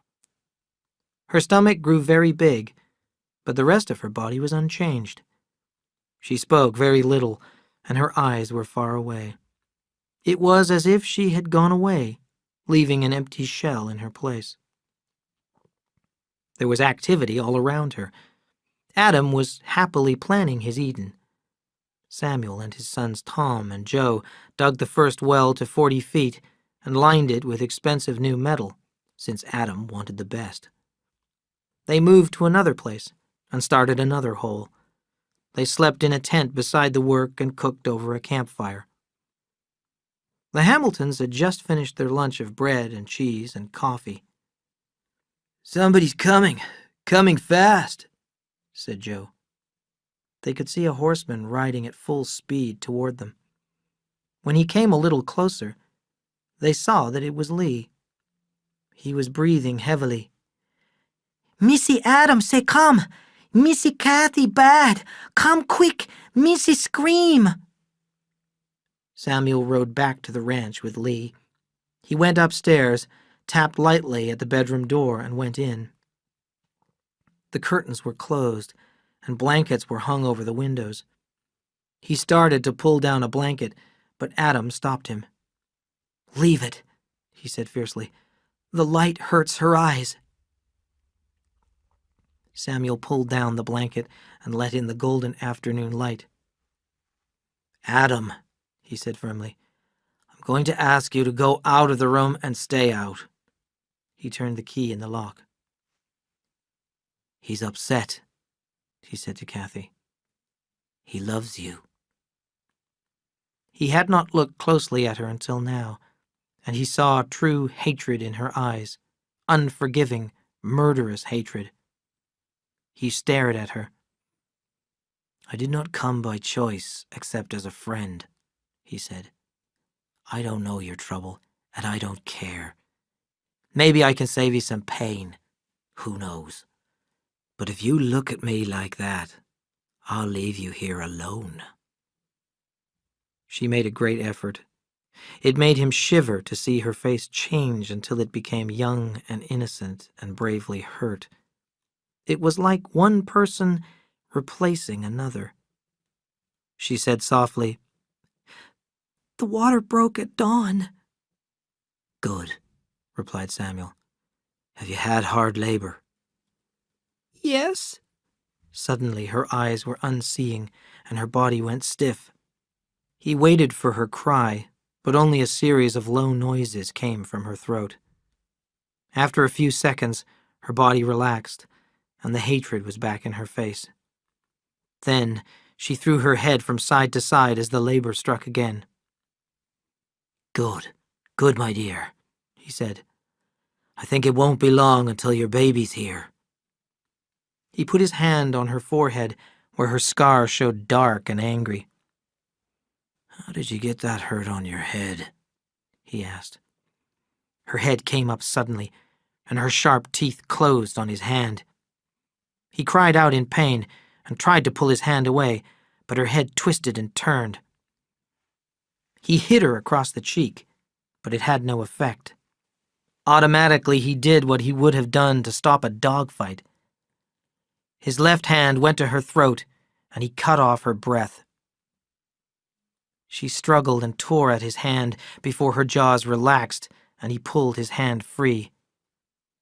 The flesh was torn and bleeding. He stepped back from the bed and looked at the damage. He looked at her with fear, and when he looked, her face was calm again and young and innocent. "I'm sorry," she said quickly. "It was the pain." Samuel laughed shortly. "I had a dog that did that once," he said. The hatred came briefly back into her eyes. "I'd better put something on it.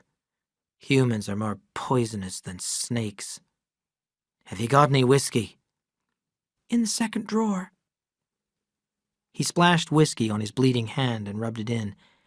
He was shaking, and he felt sick, and he was afraid to look back at the bed. He took a swallow of whiskey to steady himself. Samuel told Adam afterwards, "The birth happened before I was ready. Popped out like a seed. I didn't have the water ready to wash him." He pulled the door open, called Lee, and demanded warm water. When he returned, he pointed to a bundle in a laundry basket. "Wash him, Lee," he said, "and don't let him get cold." Samuel turned back to the bed. "Now, dearie, I'll get you cleaned up." He saw something, stared, and went quickly to work. "My God, it's another one." Like the first birth, the second was very quick. Lee took the second baby, washed it, wrapped it, and put it in the basket. "You have 2 sons," Samuel said. "2 fine sons. They aren't alike. Each one was born separately. I'll show them to you." "No," Kathy said coldly. "I don't want them. Take them out of the room and send Adam in." In a moment came the sound of tapping from the bedroom. Adam was nailing the blankets over the windows again. For a week, Kathy rested and gathered her strength. On Saturday, she stayed in her bedroom all morning. Adam tried the door and found it locked. "I'm busy," she called, and he went away. In the late afternoon, she sent Lee to King City to buy a baby bottle. Then she went back to her room as evening fell. At 7:30, Adam knocked. "I've got you some supper, dear," he said. The door opened as if she had been standing waiting. She was dressed in her neat traveling dress, with a jacket and big black buttons. On her head was a wide black hat. Adam's mouth dropped open. She gave him no chance to speak. "I'm going away now." "Kathy, what do you mean?" "I told you before. I'm going." "The babies!" "Throw them in one of your wells." He cried in alarm. "Kathy, you're sick! You can't go! Not from me!" "I can do anything to you. You're a fool." He heard the word through his confusion. Without warning, his hands reached for her shoulders and pushed her backwards. As she lost her balance, he took the key from inside of the door, shut the door, and locked it. He stood breathing heavily with his ear close to the door, and a sickness poisoned him. A drawer opened, and a thought leaped in him. She's going to stay. He jumped as her voice came through the door. "Dear, I didn't know you would feel that way. I'm sorry, Adam." His hand trembled, trying to turn the key, and it fell out on the floor after he had turned it. He pushed the door open. She stood 3 feet away. In her right hand she held his gun, and it was pointed at him. He took a step toward her, and he saw it was ready to fire. She shot him. The heavy bullet struck him in the shoulder and tore out a piece of bone, and he fell to the floor. She moved slowly toward him, cautiously, as if he were a wounded animal. He stared up into her eyes, which inspected him without interest. She threw the gun on the floor beside him and walked out of the house. He heard her steps on the dry oak leaves on the path, and then he could hear her no more. But he could hear the cry of the twins, wanting their dinner. He had forgotten to feed them. Horace Quinn was the new deputy sheriff assigned to look after things around King City. When he heard that Adam Trask had been shot, he left for the ranch right away. There was no sound and no movement as he rode in under the oaks. All the workers had been sent away. Adam lay in the big bed where the twins had been born. He was leaning against a big pile of pillows, and a thick, homemade bandage covered the left side of his chest and his shoulder. The skin on his face was pulled tight over his bones, and his eyes were shiny with sickness. Horace said, "Hello, Mr. Trask. Heard you got hurt. Just wanted to see how you were doing. How'd it happen?" An eager look came over Adam's face. "I was cleaning my gun and it went off. I'm not very used to guns." Horace looked away from Adam. "Mr. Trask, you served in the United States Army. Their weapons are rifles and guns. What happened, Mr. Trask?" Adam's eyes seemed to grow larger, and they were red around the edges. "It was an accident," he whispered. "Anybody see it? Was your wife with you when it happened?" Adam did not reply. "I'd like to talk to her." Adam closed his eyes. "My wife is away on a visit." "That's interesting," said Horace. "Your wife had a baby, 2 babies, 2 weeks ago, and now she's gone on a visit. And she didn't take the babies?" Horace leaned over the bed. "Trask," he said loudly. "This isn't just curiosity. This is the law. Now you open your eyes and tell me what happened, or I'll take you into the sheriff even if you are hurt."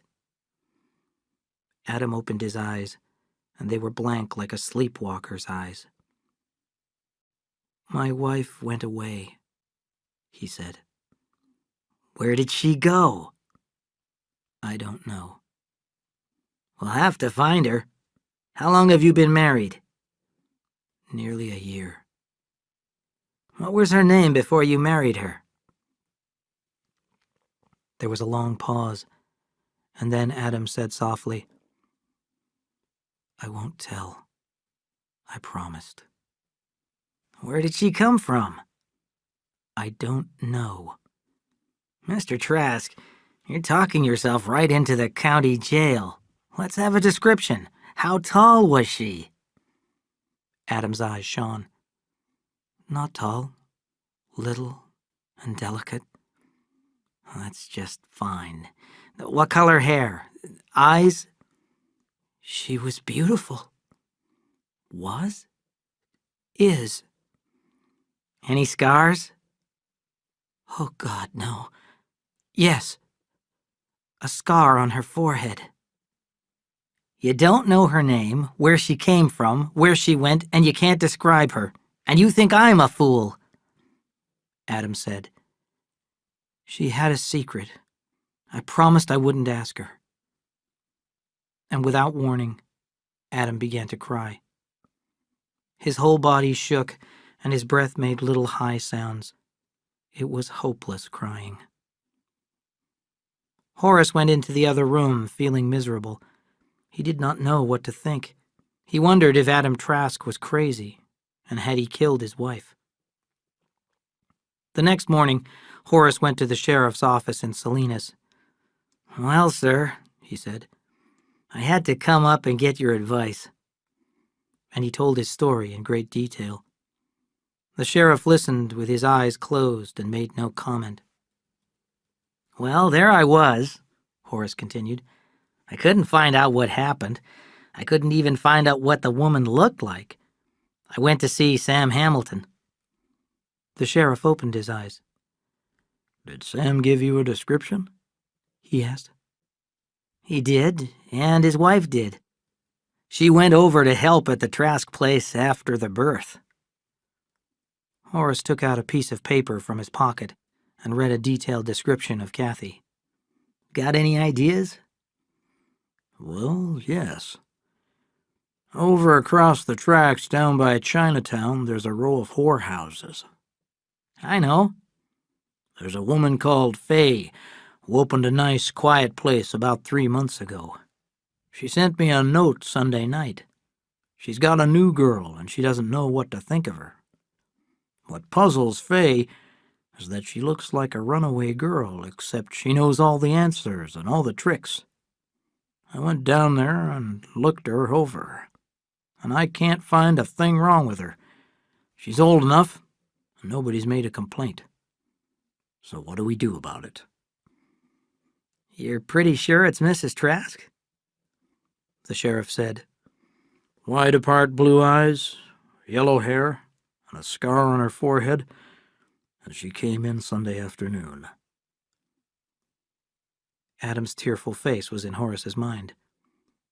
Sheriff, you have to get somebody else to tell him. I can't do it. The sheriff stared into space. You say he didn't even know her name, where she came from. She really fooled him, didn't she? That poor bastard, Horace said. He's in love with her. You listen to me, Horace. There are only 3 people in the world that know, her and you and me. I'm going to warn her that if she ever tells, I'll run her out of the county. And Horace, before you tell anybody, even your wife, you think about those little boys finding out their mother is a whore. Adam sat in his chair under the big oak tree. His left arm was expertly bandaged so that he could not move his shoulder. Lee came out carrying the basket. He set it on the ground beside Adam and went back inside. The twins were awake, and they both looked up seriously at the wind-moved leaves of the oak tree. Adam did not hear Samuel's horse until it was almost in front of him. Samuel sat down quietly and waited. I thought I'd better get back to the wells, he said softly. No, Adam said. I don't want any wells. I'll pay you for what you did. Let me give you some advice, Adam, said Samuel. Act out being alive like a play, and after a while, a long while, it'll be true.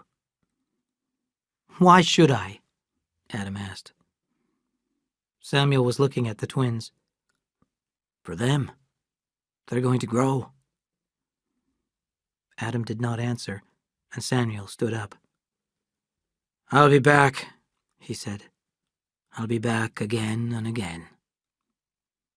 Behind the barn, Lee held his horse while Sam got on. Chapter 6. Killing with Kindness. The girl, Kate, puzzled Faye. She was so young and pretty, so ladylike, so well-educated.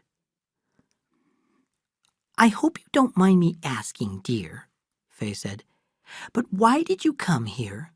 You could get a husband and a corner house in town, no trouble. Kate smiled shyly. It's so hard to explain. I hope you won't insist on knowing. I'm sorry, I can't talk about it. Faye was a nice woman, not very bright, highly moral, and easily shocked. People trusted her, and she trusted everyone. She ran a fine house, as the sheriff knew. Faye soon became a solid and desirable citizen of the growing town of Salinas. Kate went to work right away, and she soon had her own group of regular customers. There were 2 questions Faye asked about every new girl. First, will she work? And second, will the other girls like her? Faye didn't have long to wonder about the second question. Kate worked hard at being pleasant to the other girls. She helped them keep their rooms clean. She served them when they were sick, listened to their troubles, answered them in matters of love, and, as soon as she had some, loaned them money. She became best friend to everyone in the house. Faye realized she had a jewel. People who don't know think it is easy to run a whorehouse. Just sit in a big chair and drink beer and take half the money the girls make, they think. But it is not like that at all. You have to feed the girls, that's groceries and a cook, and send out the laundry. And you have to keep the girls well and as happy as possible. It isn't so easy. When Kate offered to help with the shopping and planning of meals, Faye was pleased. Well, not only did the food improve, but the grocery bills came down 1/3 the first month Kate took over. Faye did not know how she ever managed without Kate. The girls began to realize there were 2 bosses, not one, and they were glad because Kate was so friendly. And they all said, "You watch, she'll own this house one day." Gradually, a perfectly natural thing happened.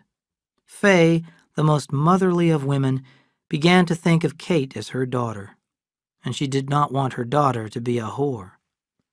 After about a year had passed, she said, Kate, I don't like you working here. Why not? Faye shook her head, trying to find words. I just don't like it. You're like a daughter to me, and I don't like my daughter working. Don't be silly, darling, said Kate. I have to. Here or somewhere else. I told you. I have to have the money. No, you don't, said Faye. You could manage the house. I could give you as much as you make and more. You could take care of things for me and not go upstairs. I'm not always well, you know. I know you're not, said Kate. She shook her head sadly. I'd like to do what you want, but you need your little reserve. No, I must go on working. I don't want you to work. I have to, Mother. The word did it. Faye burst into tears, and Kate sat on the arm of her chair and wiped her streaming eyes. Soon she was calm again. Now you're all right, Kate said. I'll go and get dressed. Kate, when you finish work, you tap on my door, said Faye.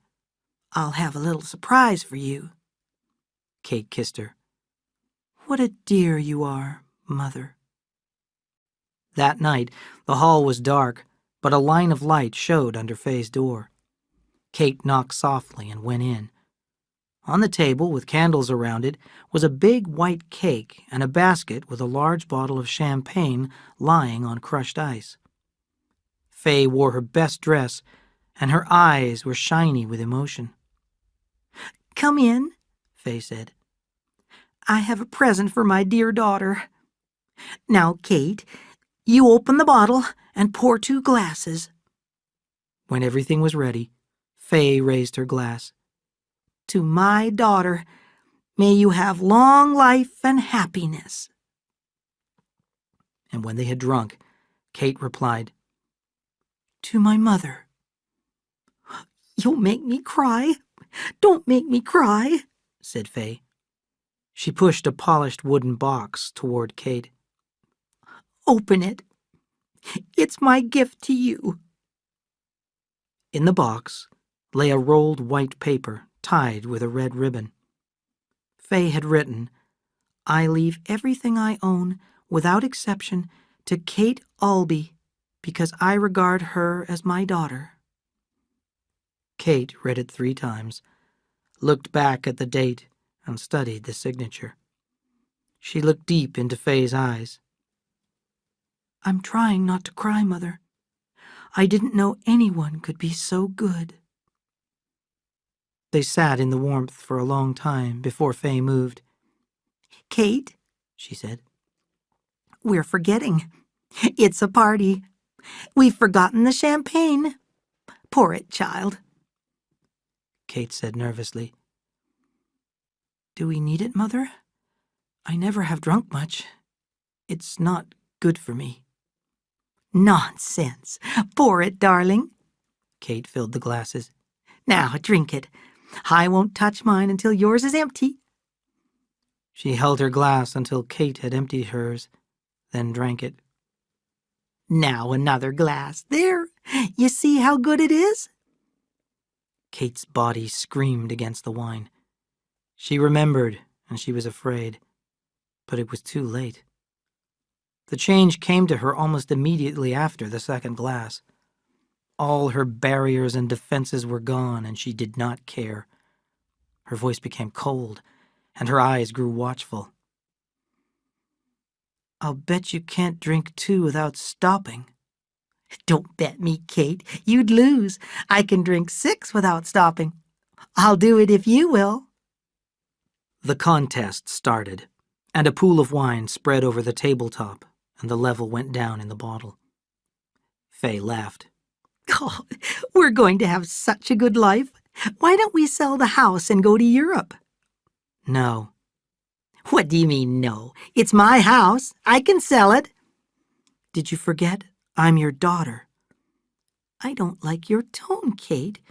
What's the matter with you?" Kate laughed softly. "Mother dear, I'm going to show you how to run a whorehouse. We'll fix those nasty little worms who come in here looking for pleasure for $1. "What are you talking about?" asked Fay. "I want you to be sweet. I want you to be like you were." Well, it's too late. I didn't want to drink the wine, but you nasty fat worm, you made me. Do you think I'll give up working? Do you think my regular customers give me a mean little $1? No. They give me $10, and the price is going up all the time. They pay me to hurt them, and that's the way this whole house is going to be, and the price will be $20. Fay whispered. "I want you out of the house. I want you out. I run a good house without nastiness. I want you out." I can't go, Mother. I can't leave you alone, poor dear. Her voice became cold. Now I'm sick of you. Sick of you. She took a wineglass from the table, went to the dresser, and poured sleeping medicine until the glass was half full. Here, Mother, drink it. It will be good for you. She held the glass to Fay's lips. Fay talked thickly for a while, and then she relaxed in her chair and slept. Fear began to gather in the corners of Kate's mind. She remembered the other time, and a sick feeling came over her. She dragged the sleeping woman over to the bed and undressed her. The day was coming fast. She opened a drawer and examined the medicine bottles that were there. She carried a bottle of ammonia to the bed, poured some onto a handkerchief, and, standing as far away as possible, held the cloth over Faye's nose and mouth. Faye took a deep, burning breath and came coughing and fighting out of the blackness. Her eyes were wide with fear, and she screamed and screamed again. 3 sleepy girls and the cook looked in the doorway. "She's had a bad dream," said Kate. "I'll stay with her." She petted and babied her, but the look of horror would not go out of Faye's eyes. A few days later, Kate went into the kitchen before supper. She took a small bottle from her pocket and carefully squeezed a few drops into a glass using an eyedropper and went into Faye's room. "Here's your medicine, Mother dear," she said. At supper, Faye's face was red. She stopped eating and seemed to be listening. "What's the matter, Mother?" Kate asked. Faye was still listening. "I don't know," she said. "Suddenly, I felt afraid, and my heart started pounding." Kate said, "I don't like it. I wish you'd go see Dr. Wilde about it." The next day, Faye felt all right. "I was just out of breath," she said. "I'm getting too fat." "Well, we're going to have some special food," said Kate. "I've made some chicken soup for you, and we'll have a green bean salad, the way you like it, just oil and vinegar, and a cup of tea." In the kitchen, Kate poured the oil and vinegar onto the bean salad. Then she used the eyedropper to squeeze 2 drops of poison onto the beans. She went to her room and swallowed the contents of another small bottle and hurried back to the kitchen. "I made the salad especially for you," said Kate. "See if you like it." "It's delicious," said Faye. It struck Kate first. Her forehead was covered with sweat as she bent over, crying in pain. Faye ran to the hallway, screaming for help. The girls and a few Sunday customers crowded into the room. Faye was wiping Kate's forehead with a towel when the pain struck her. Faye and Kate were pale and weak when Dr. Wilde arrived. He noticed the salad. "What did you eat? Did you preserve these beans here?" he demanded. "Yes," said Ethel. "The other girls and I all helped Kate, and the cook put them into jars." Go out and break every jar. Leave homemade beans alone. Buy canned ones." "What is it?" Kate asked. Food poisoning. You're lucky. We don't know much about it, but few people ever recover from it. Faye was never really well again. She had some bad days that winter, and it took a long time for her to gain her strength. Kate was exhausted, and her small body had shrunk to bones. The girls tried to take her place with Faye, but she would not leave. One evening, Dr. Wilde listened to Faye's heart for a long time. Her heart just can't stand the strain, I'm afraid, he said. She's all torn up inside. Give her a little warm milk. When he left, Kate put a glass of milk on the bedside table. Then she took 2 little bottles from her pocket and sucked a little from each into the eyedropper. "Open up, Mother. This is a new kind of medicine. Now be brave, dear. This will taste bad." She squeezed the liquid onto Faye's tongue and held up her head so she could drink. "Now you rest, and I'll be back in a little while." When Kate first heard the news, they had to tie her down to keep her from hurting herself. From violence, she became depressed. It was a long time before she regained her health, and she forgot completely about the will. It was Ethel who finally remembered. Chapter 7. New Names, Old Names. On the Trask place, Adam withdrew into himself. A gray cloud hung over him that slowed his movements and his thoughts. He was aware of the twins because he heard them cry and laugh, but he felt only a slight dislike for them. To Adam, they were symbols of his loss. Lee tried to bring Adam back to awareness, but Lee was a busy man. He cooked and washed, he bathed the twins and fed them. Through his hard and constant work, he grew fond of the two little boys. One day, Lee saw Samuel Hamilton in his son Will's new store in King City. They sat together at a little round table in the barroom next door. "I've wanted to go and see you and Adam," said Samuel, "but I didn't think I could do any good."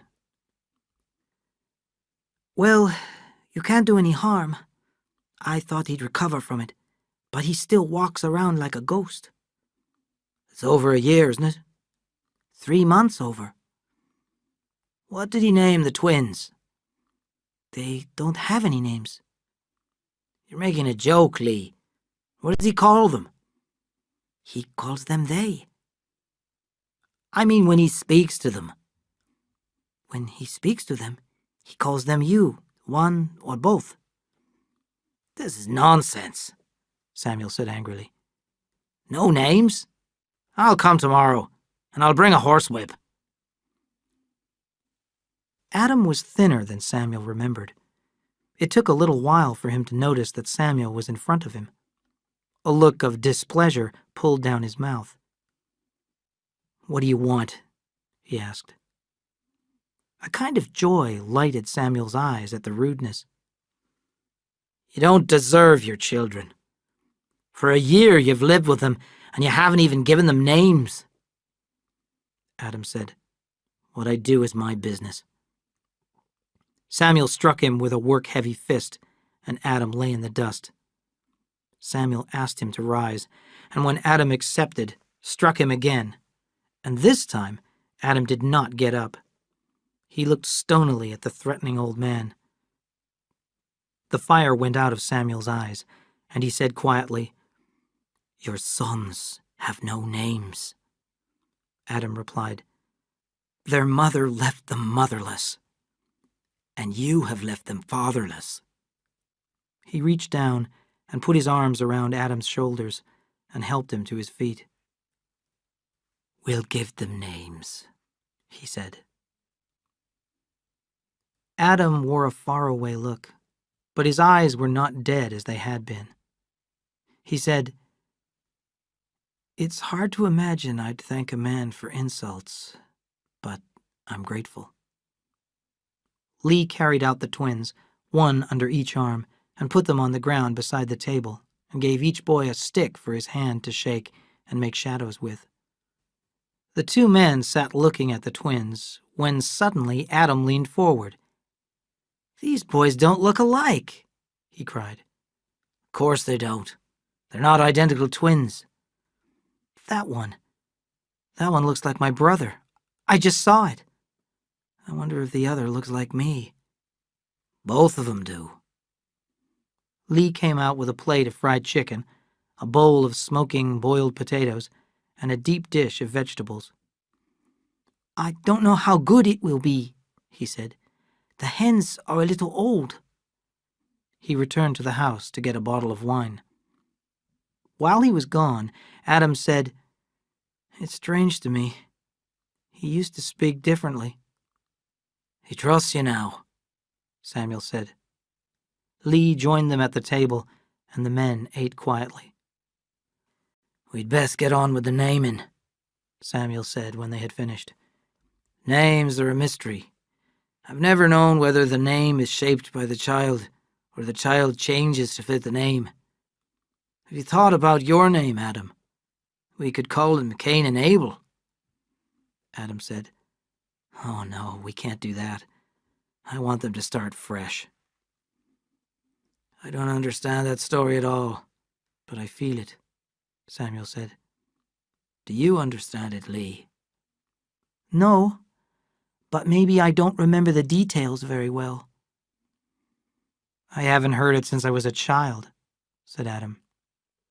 Samuel said, Cain was the firstborn of Adam and his wife Eve. Then his brother Abel was born. Abel was the keeper of sheep, but Cain was a farmer. After some time, Cain brought part of his harvest and offered it to the Lord, and Abel brought a fat young sheep. The Lord was pleased with Abel's offering, but not with Cain's. And Cain was very angry. The Lord said to Cain, Why are you angry? If you do well, you will be accepted. And if you do not do well, you will sin. And your sin will try to rule over you, but you will rule over it. And Cain turned against his brother and killed him. And the Lord said to Cain, Where is your brother? And Cain said, I dunno. Am I my brother's keeper? The Lord punished him by sending him away from his home. Cain was afraid that he would be killed for his crime, but the Lord put a mark on him so everyone would recognize him. He said that anyone who killed Cain would be punished. And Cain went away from the presence of the Lord and lived in a land to the east of Eden. Adam said, I think Cain was treated unfairly. Maybe he was, said Samuel. But Cain lived and had children, and Abel lives only in the story. We're all Cain's children. And we're all guilty, said Adam. We're all descended from Cain, and his guilt is in all of us. Yes, it's everybody's story, said Lee. That's why it's the best-known story in the world. I think it's the symbol story for the human soul. I think everyone in the world, to a large or small extent, has felt rejection. And with rejection comes anger, and with anger, some kind of crime in revenge for the rejection, and with the crime, guilt. And there is the story of mankind. I think that if rejection could be ended, there would be fewer crazy people. I'll think about that when I'm alone, said Samuel. I drove over here today to help name the twins, and they're not named. I'll have to be going home soon. Adam said desperately, Name me some names. From the Bible? Asked Samuel. From any place. Well, let's see. Of all the people who started out of Egypt, only 2 came to the Promised Land, Caleb and Joshua. Would you like them for a symbol? Joshua was a soldier, a general, Adam said. I don't like soldiering. I like Caleb, though. Caleb Trask. One of the twins woke up and began to cry. Caleb's named, said Samuel. He's the smart one, the dark one. See? The other one's awake too. Well, I've always liked Aaron, but he didn't reach the Promised Land. The second boy almost joyfully began to cry. He's Aaron, then, said Adam. Yesterday I couldn't tell them apart. Aaron and Caleb. I'm glad you came, Samuel. There's a weight off me. End of CD 2, Chapter 8. Goodbyes. The Hamiltons were strange, nervous people, and some of them were too sensitive, and they broke down. This happens often in the world. Of all his daughters, Una was Samuel's greatest joy. Even as a little girl, she hungered for learning. Una and her father shared a love of learning. Secret books were borrowed and read, and their secrets communicated privately. Una met and married a dark, serious man. He was one of those men who live in poverty so that they can learn. He studied photography. He believed that the exterior world could be transferred to paper.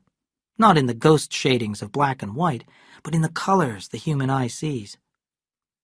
He took Una away to the north, and it was black and lost where he went, and they must have had a very hard life.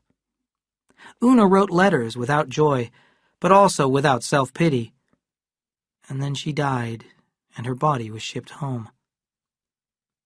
Una was dead before I remember, but George Hamilton told me about it years later, and his eyes were full of tears. Her nails were broken, and her fingers were all cracked and worn out, and her poor dear feet, they had not worn shoes for a long time. Una's death struck Samuel like a silent earthquake. He felt that he could have done more for her. His young skin turned old, his clear eyes dulled, and his great shoulders bent. He became an old man. His other children were doing well. George was in the insurance business. Will was getting rich. Joe had gone east and was helping invent a new profession called advertising. The girls were married, all except Desi, and she had a successful dressmaking business in Salinas. Only Tom had never got started. Samuel told Adam that he came close to greatness, but he could not decide what to do. Sometimes Tom took me fishing. We started before the sun came up and drove the horse cart straight toward the mountains. I can't remember the sound of his voice or the kind of words he used. I can remember both about my grandfather, but when I think of Tom, it's a memory of a kind of warm silence. Maybe he didn't talk at all. On Thanksgiving of 1911, the Hamilton family gathered at the ranch. They arrived with presents and more food than even this family could eat. Their children filled up the place with noise. Liza ordered and organized, and Samuel stayed with the talk and the singing and the memories until suddenly he tired and he went to his bed. When the mother and father were gone, Will brought the whiskey in from the blacksmith shop, and the family had a meeting. There were Tom and Desi, George and his pretty Mamie, Molly and William J. Martin, Olive and Ernest Steinbeck, Will and his Deela. They all wanted to say the same thing, all 10 of them. Samuel was an old man.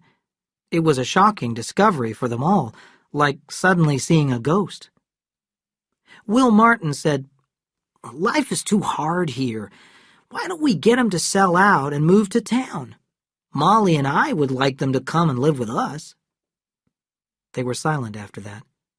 The idea of not having the ranch, the dry, stony desert of the heartbreaking hillside, was shocking to them. Will Hamilton said, "No, he will never sell the ranch. And if he did, I don't think he'd live a week. But there's another way. Maybe he could come for a visit. Tom, could you run the ranch?"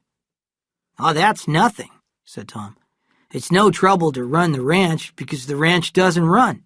Never has. But I can't talk to him about it. He'd know why we were doing it."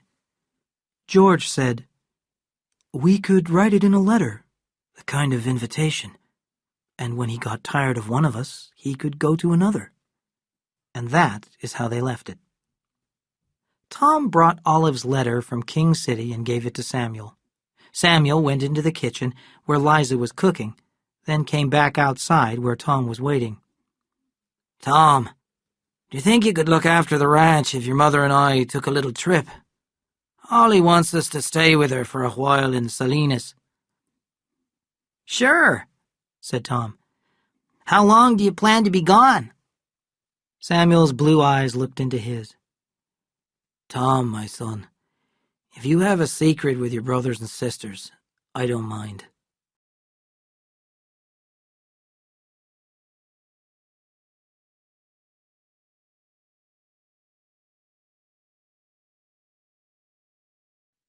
Having made up his mind, Samuel made formal calls on all his neighbors, the old-timers who remembered how it used to be. And when he drove away, they knew they would not see him again, although he did not say it. He saved his visit to the Trask place for last. He had not been there for months. Adam was not a young man now. The boys were 11 years old. "How is Adam?" Samuel asked. "He's all right," Lee said, "but he hasn't changed much." "And how are the boys?" "You'll see when they come home from school. They're like two sides of a coin. Cal is quick and dark and watchful, and his brother, well, he's a boy you like before he speaks and like more afterward." The dinner table was set in the house.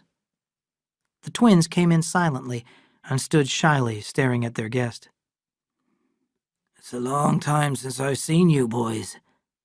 You're Caleb, aren't you?" "I'm Cal." "Are you called Aaron?" "Yes, sir." Lee laughed. "He spells it with one A.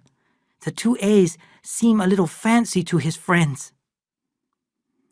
"I've got 35 Belgian rabbits, sir," Aaron said. "Would you like to see them? I've got 8 newborns, just born yesterday." "I'd like to see them, Aaron." Samuel's mouth turned up a little at one corner. "Cal, don't tell me you're a gardener." Lee's head turned quickly, and he inspected Samuel. "Don't do that," he said nervously. Cal said, "Next year my father is going to let me have part of the flatland." Aaron said, "I have a male rabbit that weighs 15 pounds. I'm going to give it to my father for his birthday." Adam joined them at the table, and the boys ate quickly and quietly, then excused themselves. Lee brought the coffee pot to the table and filled the cups and sat down. "Mr. Hamilton, do you remember when we talked about the story of Cain and Abel?" "I certainly do. That was a long time ago." 10 years nearly," said Lee. "Well, the story affected me deeply, and I read every word again. Then I compared the translations we have, and they are fairly close. There was only one place that bothered me. It is when the Lord has asked Cain why he is angry. The Lord says, 'If you do well, you will be accepted, and if you do not do well, you will sin. And your sin will try to rule over you, but you will rule over it.' In the English translation, this was a promise that Cain would overcome sin. Then I got an American translation of the Bible. It says, 'Rule over sin.' Now this is very different. This is not a promise. It is an order. And I began to worry about it. I wonder what the original word of the original writer had been, that these very different translations could be made." Samuel leaned forward, and the old young light came into his eyes. "Lee," he said, "don't tell me you studied Hebrew." "I'm going to tell you. I went to San Francisco, to the headquarters of our family association. It's a center where any member of the Lee family can get help or give it. I went there because in our family there are a number of ancient men who are great thinkers. I respectfully told one of these wise men about my problem, read him the story, and told him what I understood from it. The next night, 4 of them met and called me in. We discussed the story all night long." Lee laughed. "I guess it's funny," he said. "Can you imagine 4 old gentlemen, the youngest is over 90 now, beginning the study of Hebrew? They hired a teacher, exercise books, grammar, vocabulary, simple sentences. Every 2 weeks, I went to a meeting with them, and in my room, I covered pages with writing. I bought every known Hebrew dictionary, but the old gentlemen were always ahead of me. After 2 years, we felt we could approach the story of Cain and Abel. My old gentleman thought that these words were very important too. You will rule over sin and rule over sin. And this was the gold from our mining. You may." Samuel said. "It's a wonderful story, but why are these words so important?" Don't you see, Lee cried. The American translation orders men to triumph over sin. Many millions of people obey this because it is an order. The English translation makes a promise in "you will," meaning that men will surely triumph over sin. And there are many millions who believe that they will overcome sin even without trying. But the Hebrew word that translates as "you may" gives a choice. A man can choose whether or not to fight against sin and to win. And that choice makes a man great. Adam said, "I don't see how you could cook and raise the boys and take care of me and still do all this." Neither do I, said Lee. But I feel that I am a man because of those two words. You may. It's my choice. Lee and Adam walked out to the barn with Samuel to say goodbye. Samuel said, "Do you like your life, Adam?" "Of course not. If I had a medicine that might cure you and also might kill you, should I give it to you?" Lee said, "Be careful, Mr. Hamilton. Be careful." "Adam, do you want the medicine?" Samuel said. "Yes. I don't know what it is, but give it to me." "Adam, Kathy's in Salinas. She owns a whorehouse, the most vicious in this whole end of the country. The worst things humans can think of are for sale there, and the worst people come there for satisfaction. But it's worse than that. Kathy, and she's now called Kate, takes the fresh and the young and the beautiful and damages them so that they can never be healthy again. Now there's your medicine. Let's see what it does to you." You're a liar, Adam said. No, Adam. I'm many things, but I am not a liar. Lee, is this true? Yes, it's true. Adam stood for a moment, and then he turned and ran. They could hear his heavy steps running and tripping until he went over the hill. Your medicine is like poison, said Lee. I know. But I chose to tell him, and I forced him to choose to live or to die. Now it's time to go, Lee. Goodbye, Samuel, Lee said. He turned and looked after the cart, and on the hill he saw old Samuel against the sky, his white hair shining with starlight.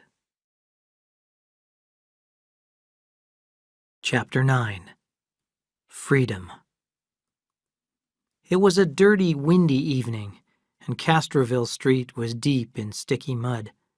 Adam had his instructions. He counted 2 houses and nearly missed the third, so high were the bushes in front of it. The paint had long disappeared from the walls, and no work had ever been done on the garden. He slowly opened the gate and went up the shaky steps onto the dark porch. The front door opened, and a soft voice said, "Won't you come in?" The reception room was not well lit, but Adam could see the shine of polished furniture and gold picture frames. He had a quick impression of richness and order. The soft voice said, "Do we know you?" "No, you don't." "Who sent you?" The girl was dressed in black, and her face was sharp, pretty and sharp. "A man at the hotel." "Sit down over here. You did come here for something, didn't you? If you tell me what you want, I'll tell the right girl." "I want to see Kate," Adam said awkwardly. "Does she know you?" I don't know. He felt his courage going. Would you tell her that Adam Trask wants to see her? She'll know then whether I know her or not. I see. Well, I'll tell her. She moved silently to a door on the right and went in. Kate sat in a chair behind a desk in her room. She was still pretty and blonde. Her mouth was little and firm, but her cheeks and shoulders had become round. Only her hands had aged, and they were lean and spotted with brown. Her waist was narrow, but her legs and feet had thickened. She was dressed severely in a black dress with long sleeves, and the only contrast was a cloud of white lace at her wrists and throat. There's a new one, a stranger, said the girl in black. He says his name is Adam Trask. Kate sat still as if she held her breath. Bring him to me, she said. When the girl had gone, Kate opened the right-hand drawer of her desk and took out a gun. She checked that it was loaded, put it on her desk, and put a piece of paper over it. She turned off one of the lights and sat back in her chair. A knock came on the door. Here he is, said the girl, and closed the door behind Adam. He glanced quickly about before he saw Kate sitting so quietly behind the desk. He stared at her, and then he moved slowly toward her. Her eyes, cold and expressionless, remained on his eyes. Adam saw her hair, her scar, the loose skin at her throat, her arms and shoulders. He sighed deeply. Kate's hand shook a little. She said, "What do you want?" Adam sat down in a straight chair beside the desk. He wanted to shout with relief, but he said, "Nothing now. I just wanted to see you. Sam Hamilton said you were here." The moment he sat down, the shake went out of her hand. Hadn't you heard before? No, I hadn't heard. I expected you for a long time, and when you didn't come, I guess I forgot you. I didn't forget you, he said. But now I can. Her lips closed and straightened, and her eyes narrowed with cruelty. You think you can? I know I can. She changed her manner. Maybe you won't have to, she said. If you feel all right about everything, maybe we could spend some time together. I don't think so. I have to go. I just came up to Sam Hamilton's funeral. I hated him, she said. I would have killed him if I could. Why? He was a good man. He pretended to be good, but he was a liar. That's what I hate, the liars, and they're all liars. Adam's eyebrows went up. You mean that in the whole world there's only evil and madness? That's exactly what I mean. Would you like me to prove it? She took a pile of brown envelopes from her desk drawer. Take a look at these, she said. I don't want to. I'll show you anyway. She took out a photograph. Look there. That's a state senator. Look at his fat stomach. He likes whips. Look at the expression on his face. He's got a wife and 4 kids. Look at this. This piece of white fat is a councilman. This big red Swede has a ranch out near Blanco. Look here. This is a professor at Berkeley. I don't want to see these, said Adam. Well, you have seen them, and you don't believe it. I'll make you beg to get in here. She tried to force her will on him, but she saw that he was free. Her rage turned to poison. "No one has ever escaped," she said softly. "I have to go," said Adam. "I don't understand. I know, but I can't believe. But no, it can't be a bad dream. No. Because I remember you are the mother of my sons. You haven't asked me about them." Kate smiled cruelly. Your sons? I am the mother. But how do you know you are the father? Adam's mouth dropped open. Kathy, what do you mean? "My name is Kate," she said. Listen, my darling, and remember. How many times did I let you come near enough to me to have children? Once. "You were hurt," he said. You were terribly hurt. She smiled at him sweetly. I wasn't too hurt for your brother. "My brother? Charles? You are a devil." I don't believe it. But it wouldn't matter, even if it were true." Then suddenly he laughed, because he knew that this was so. He moved slowly toward the door. Kate screamed, Adam! He turned slowly. He smiled at her as a man might smile at a memory. Then he went out and closed the door gently behind him.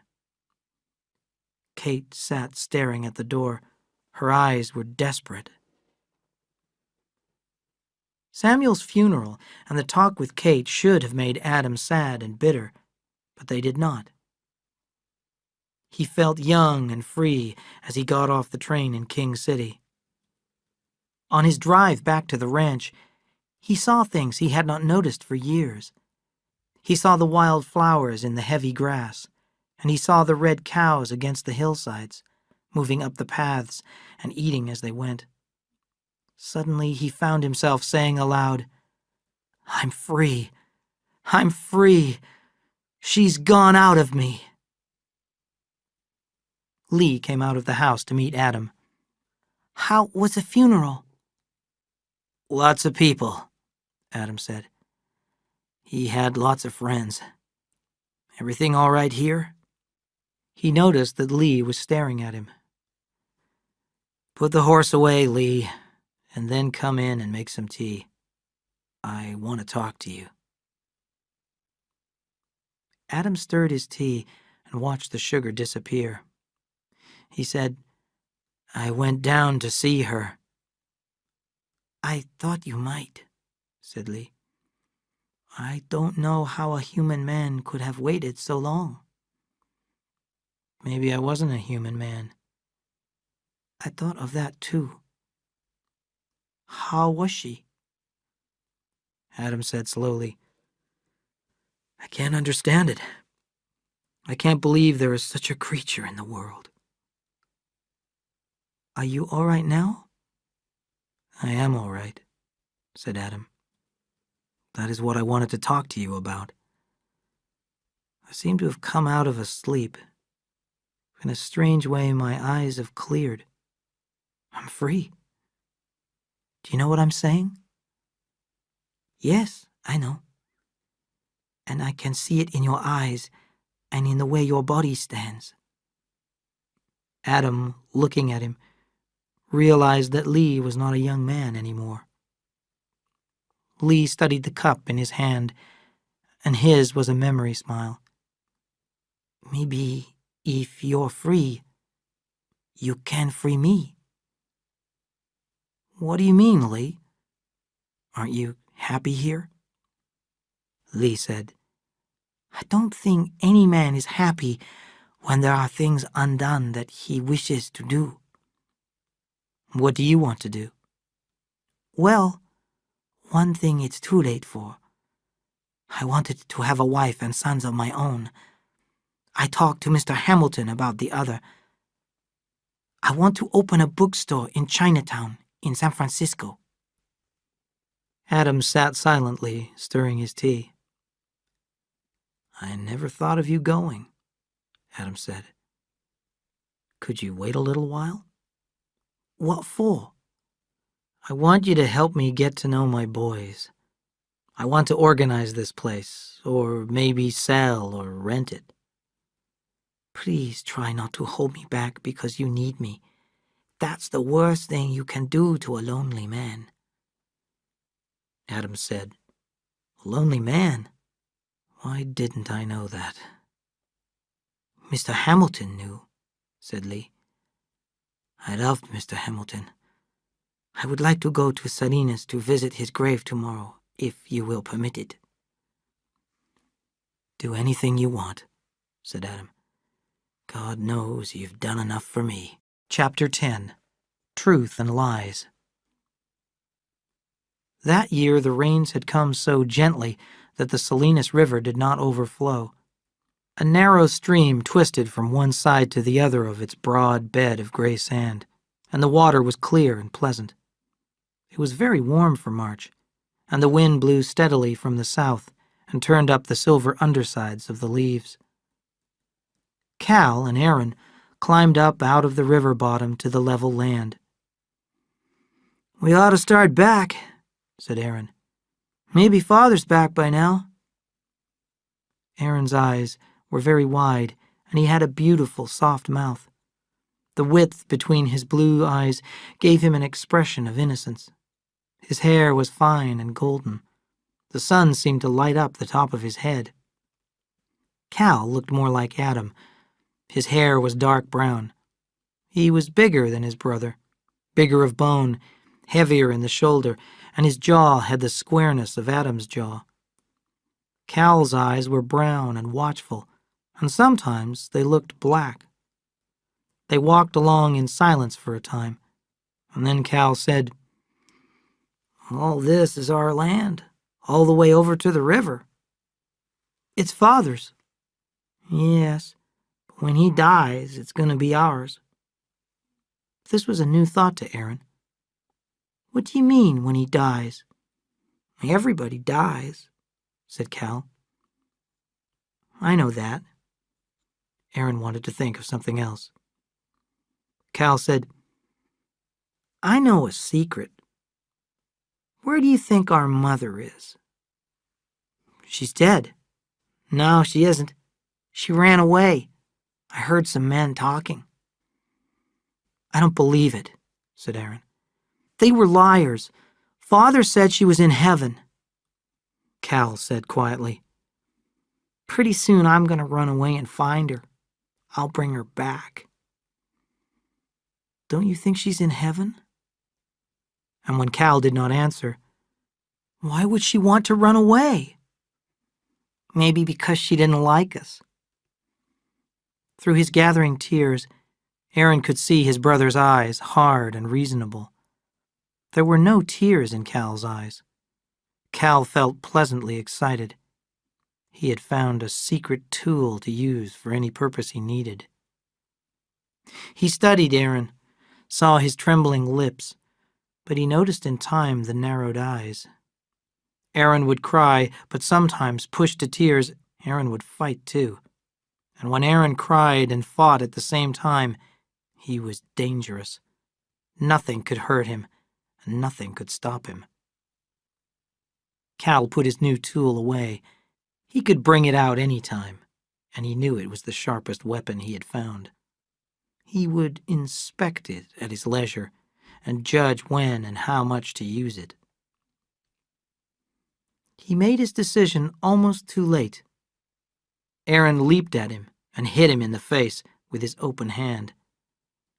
Cal jumped back and cried, I was just joking. Honest, Aaron, it was only a joke. Aaron stopped. Pain and puzzlement were on his face. I don't like that joke, he said. Cal came close to him and put his arm around him and kissed him on the cheek. I won't do it anymore, he said. The boys walked silently for a while. Aaron said, Did you really hear those men? Maybe I only thought I did, Cal said quickly. The twins came in sight of the ranch buildings in time to see Lee leading a strange horse and carriage toward the barn. "Who's here?" said Cal. "Just some people going by," said Lee. "They were looking for the Long Ranch.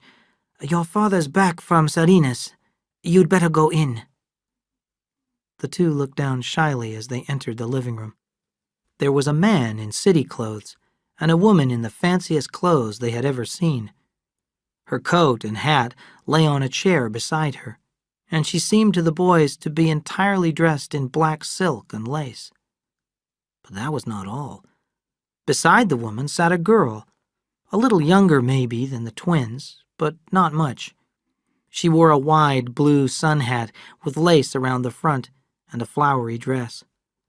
The boys could not see her face because of the sun hat, but her hands were folded in her lap, and it was easy to see the little gold ring she wore on her third finger.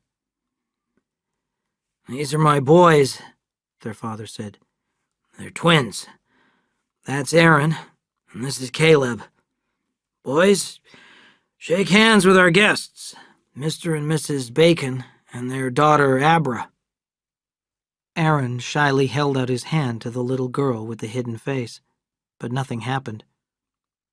Her hand was held out, but it did not move towards his. There was a long silence. Then he heard his brother laugh. Aaron reached out and grabbed her hand and pumped it up and down 3 times.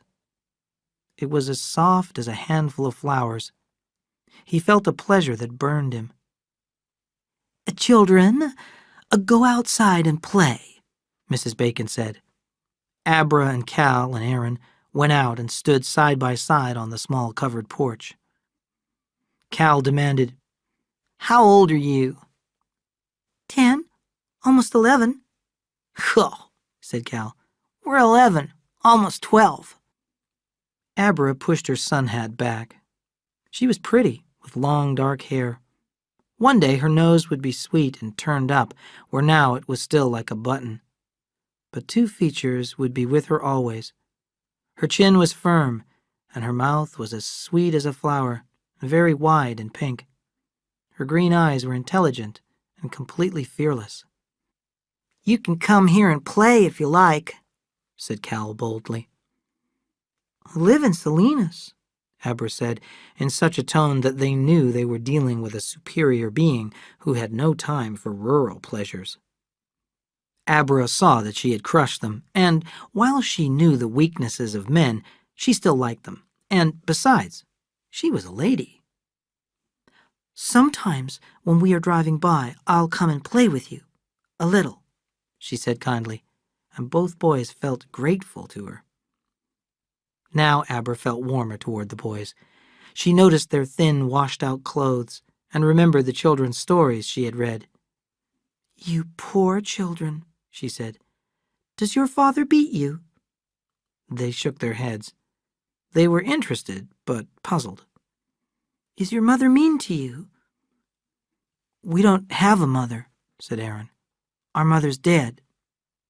His words destroyed the story she was writing, but immediately supplied her with another. "Little motherless orphans," she said sweetly. "I'll be your mother. I'll hold you in my arms and tell you stories." "We're too big," said Cal. "You'd fall over." Abra turned away from his cruelty. Aaron, she saw, was entering into her story, and he seemed to be imagining that he was in her arms.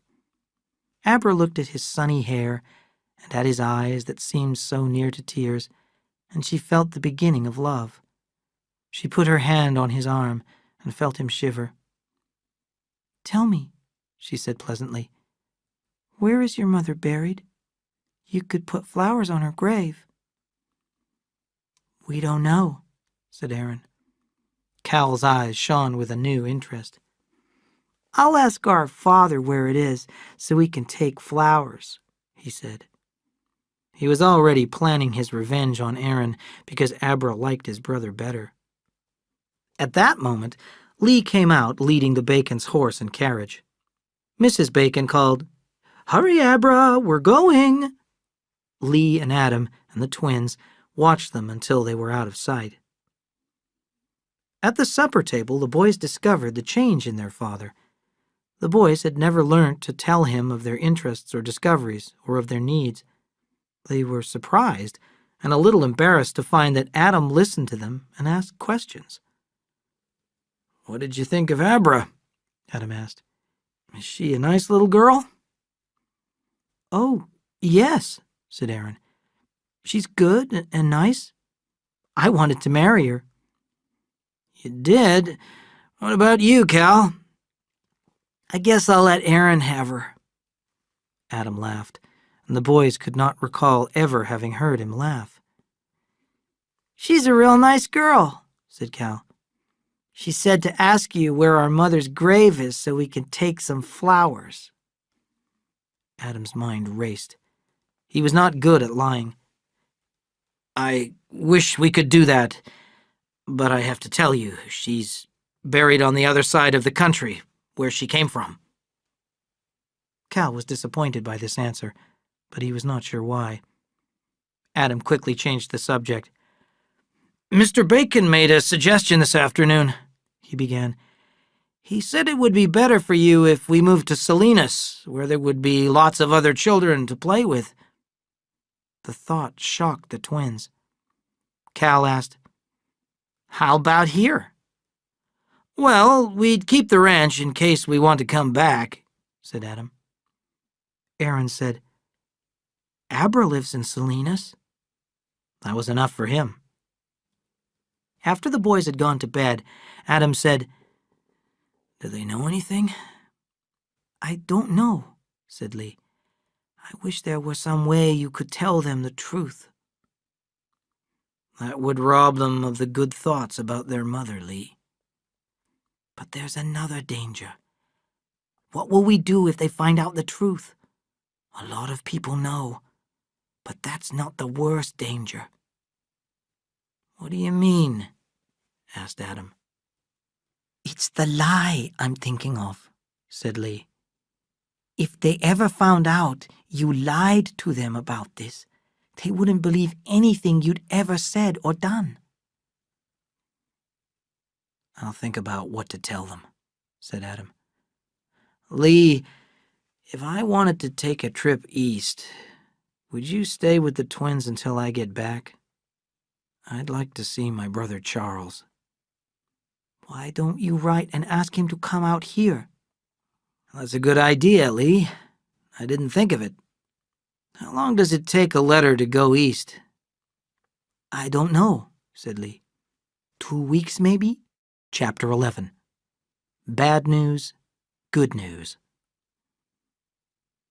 After his first letter to his brother in over 10 years was mailed, Adam became impatient for an answer. When it finally came, the left-hand corner of the envelope had printed on it Bellows and Harvey, attorneys at law, and their address was Adam's hometown in Connecticut. He read the letter very slowly, then took a deep, full breath and released it slowly. "My brother Charles is dead," he said. "I'm sorry," said Lee. Cal said, "Is he our uncle?" "He was your Uncle Charles." "I wish I knew him before he was dead," said Aaron a little sadly. "Was he nice?" "Very nice," said Adam. "He was my only brother, just like Cal is your only brother." Cal asked, "Was he rich?" Adam said firmly, "At a time of death, it isn't a nice thing to talk about money. We're sad because he died." "How can I be sad?" said Cal. "I never even saw him."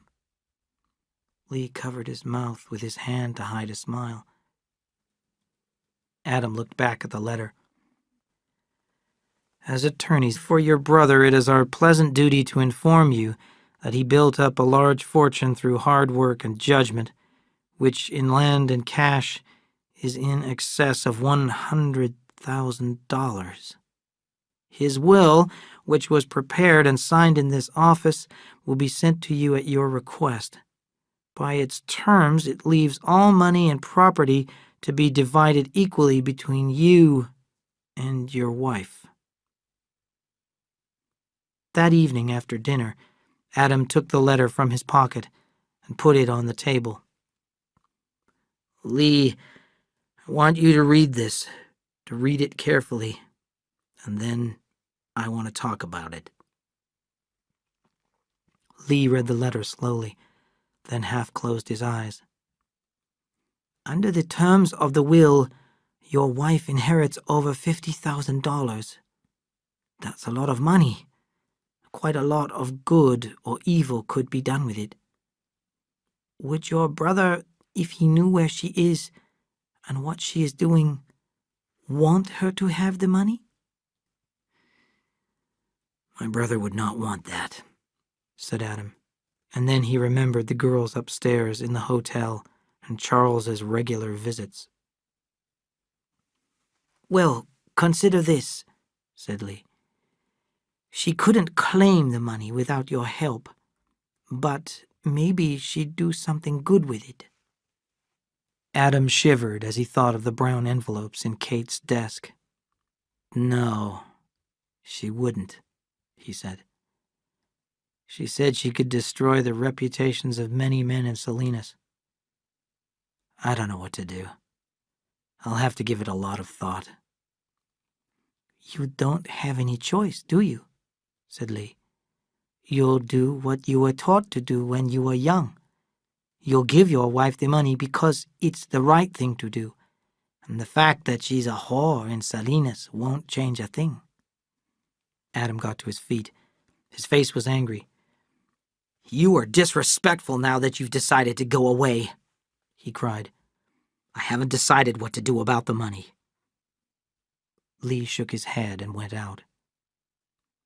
Cal crept quietly down the dark hall and into the bedroom where his brother was sleeping. He wished with all his heart that he had not stood listening at the hall door. Adam stayed in his room all the next morning and then went to find Lee, who was working in the garden. "I guess I was stupid," he said. Lee leaned on his shovel and regarded him quietly. "When are you going?" he asked. "I thought I would catch the 2:40 train. Then I can get the 8 o'clock back." It was 4:15 when Adam climbed the crooked steps and knocked on the weather-beaten door of Kate's place. Kate sat at the end of the dining room table with an account book open before her. Her dress was severe, and she rolled a yellow pencil restlessly in her fingers. She looked coldly at Adam as he stood in the doorway. "What do you want now?" she asked. Adam did not reply. He walked to the table and laid the letter in front of her. Kate read the letter quickly. "What do you want me to do about it?" Adam pointed to the address on the letter. "Why don't you write down the address and get in touch with them yourself?" "What have you told them about me?" "Nothing," said Adam. "I wrote to Charles and said you were living in another town, nothing more. He was dead when the letter got there. The letter went to the lawyers." "You can't say we've been divorced. We haven't been." "I don't intend to." "Give me $45,000 in cash and you can keep the rest." "No." "What do you mean, no? You can't bargain." "I'm not bargaining. You have the letter and you can do what you want." "Adam, you're a fool. If you'd kept your mouth shut, nobody would ever have known I was alive." "I know that." "You know it? Did you think I'd be afraid to claim the money?"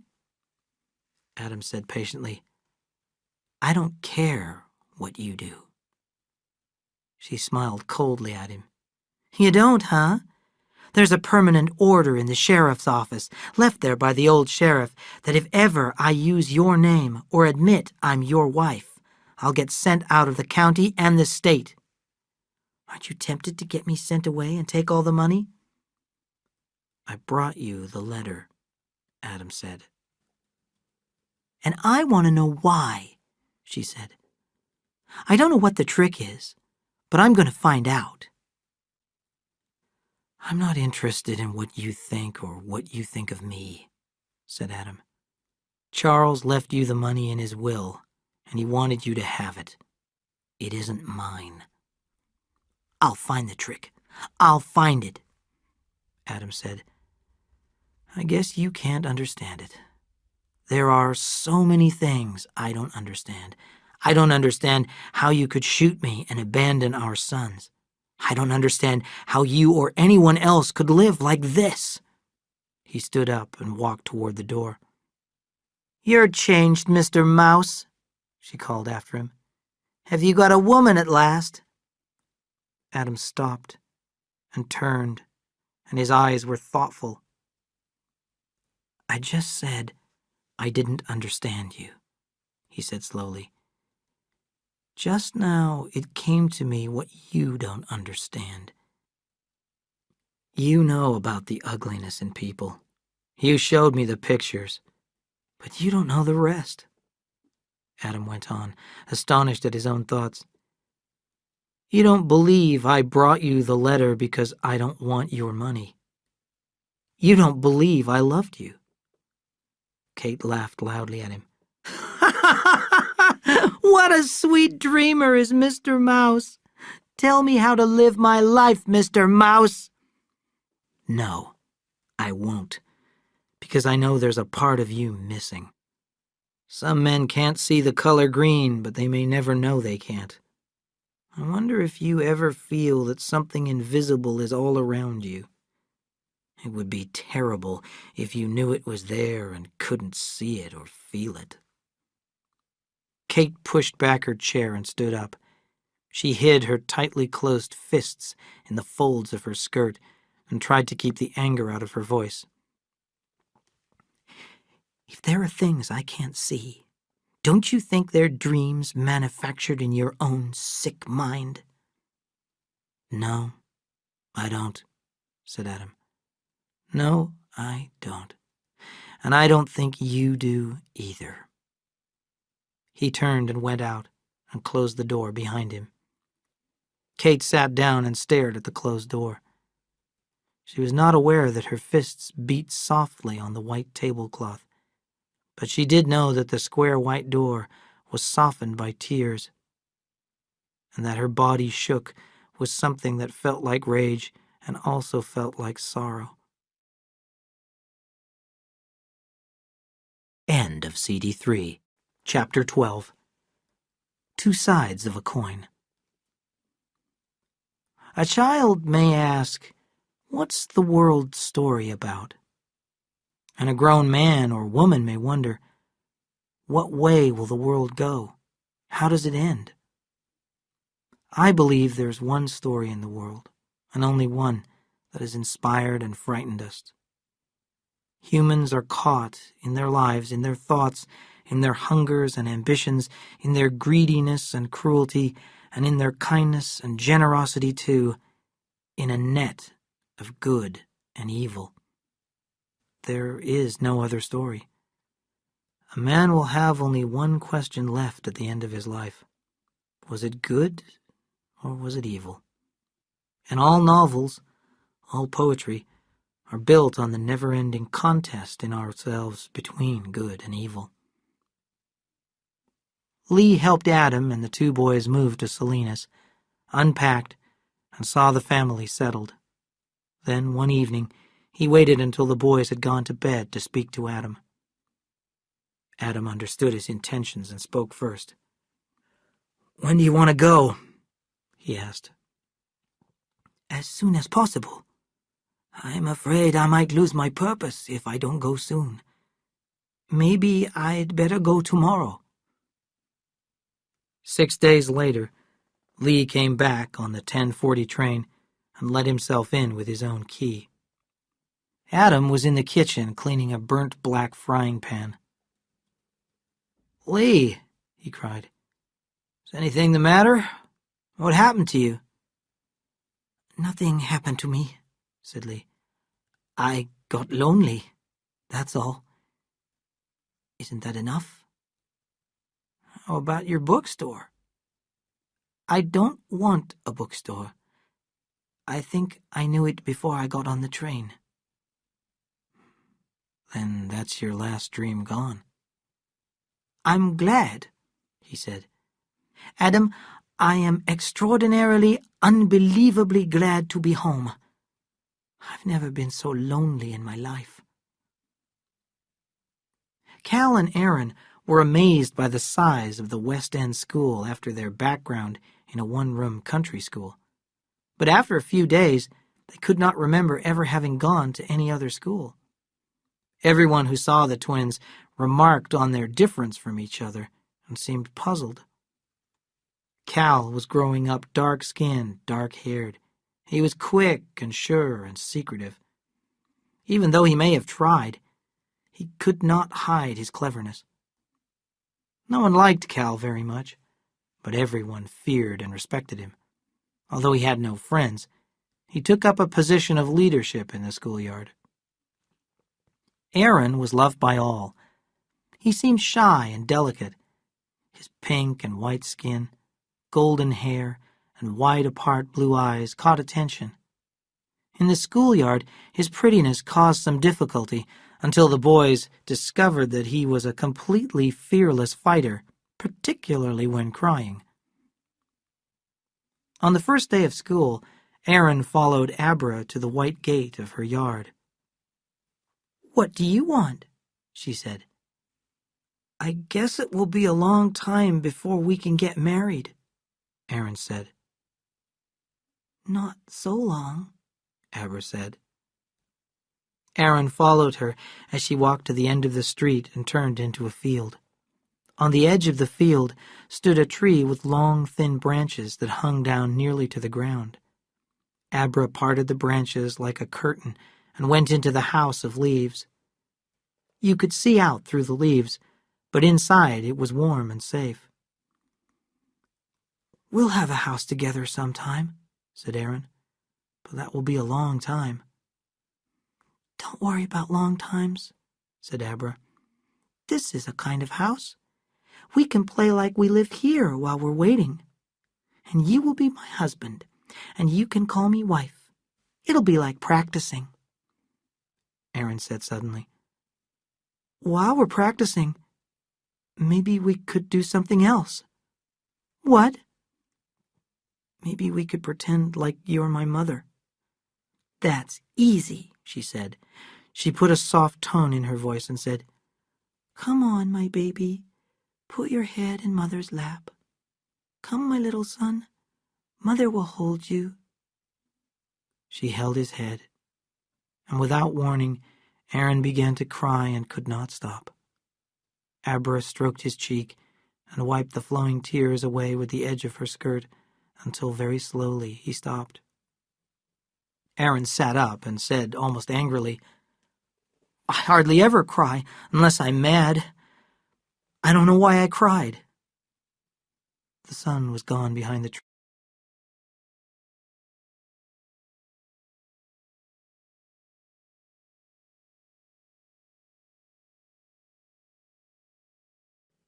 It was February of 1915.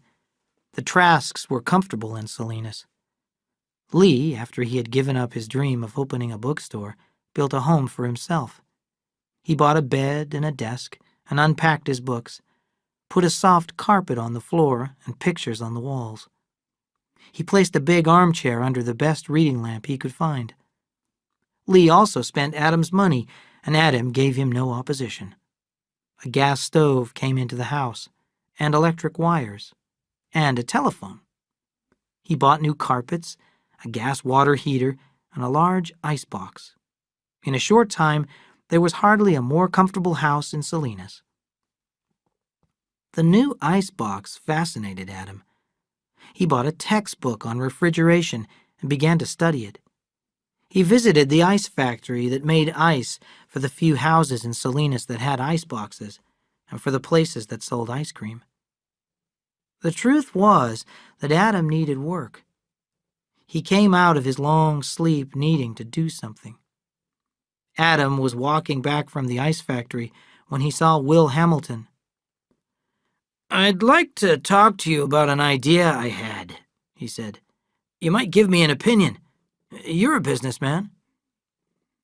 "Of course," said Will. "Anything I can do." "The whole country's changing," Adam said. "People aren't going to live the way they used to. Do you know where the biggest market for oranges in the winter is?" "No. Where?" "New York City. Now, in the cold parts of the winter, don't you think people want fresh vegetables in the winter? Like peas and lettuce and tomatoes? In a big part of the country, they don't have those things for months and months. And right here in the Salinas Valley, we can raise them all year." "So what's your idea?" "I was thinking of buying the ice factory here in Salinas. Then I could pack lettuce in ice to keep it fresh and ship it to the East Coast by rail." "That will cost a lot of money." "I have quite a lot of money." "Stop right there, Adam," said Will. "Forget your idea. People in the East aren't used to vegetables in the winter. They wouldn't buy them. Your train could get stuck on a sidetrack and you'd lose everything. The market is controlled. I know you don't want my advice, but leave refrigeration alone. The war in Europe is going to go on a long time, and when there's a war, there are going to be hungry people. If you plant beans on your bottom land, your boys won't have to worry about the future. Beans are up to 3 cents now. If we went into the war, I wouldn't be surprised if they went up to 10 cents. Will went away feeling good. He knew that he had given good advice. "How about the ice factory?" said Lee. "I think I'll buy it." "You might plant some beans, too."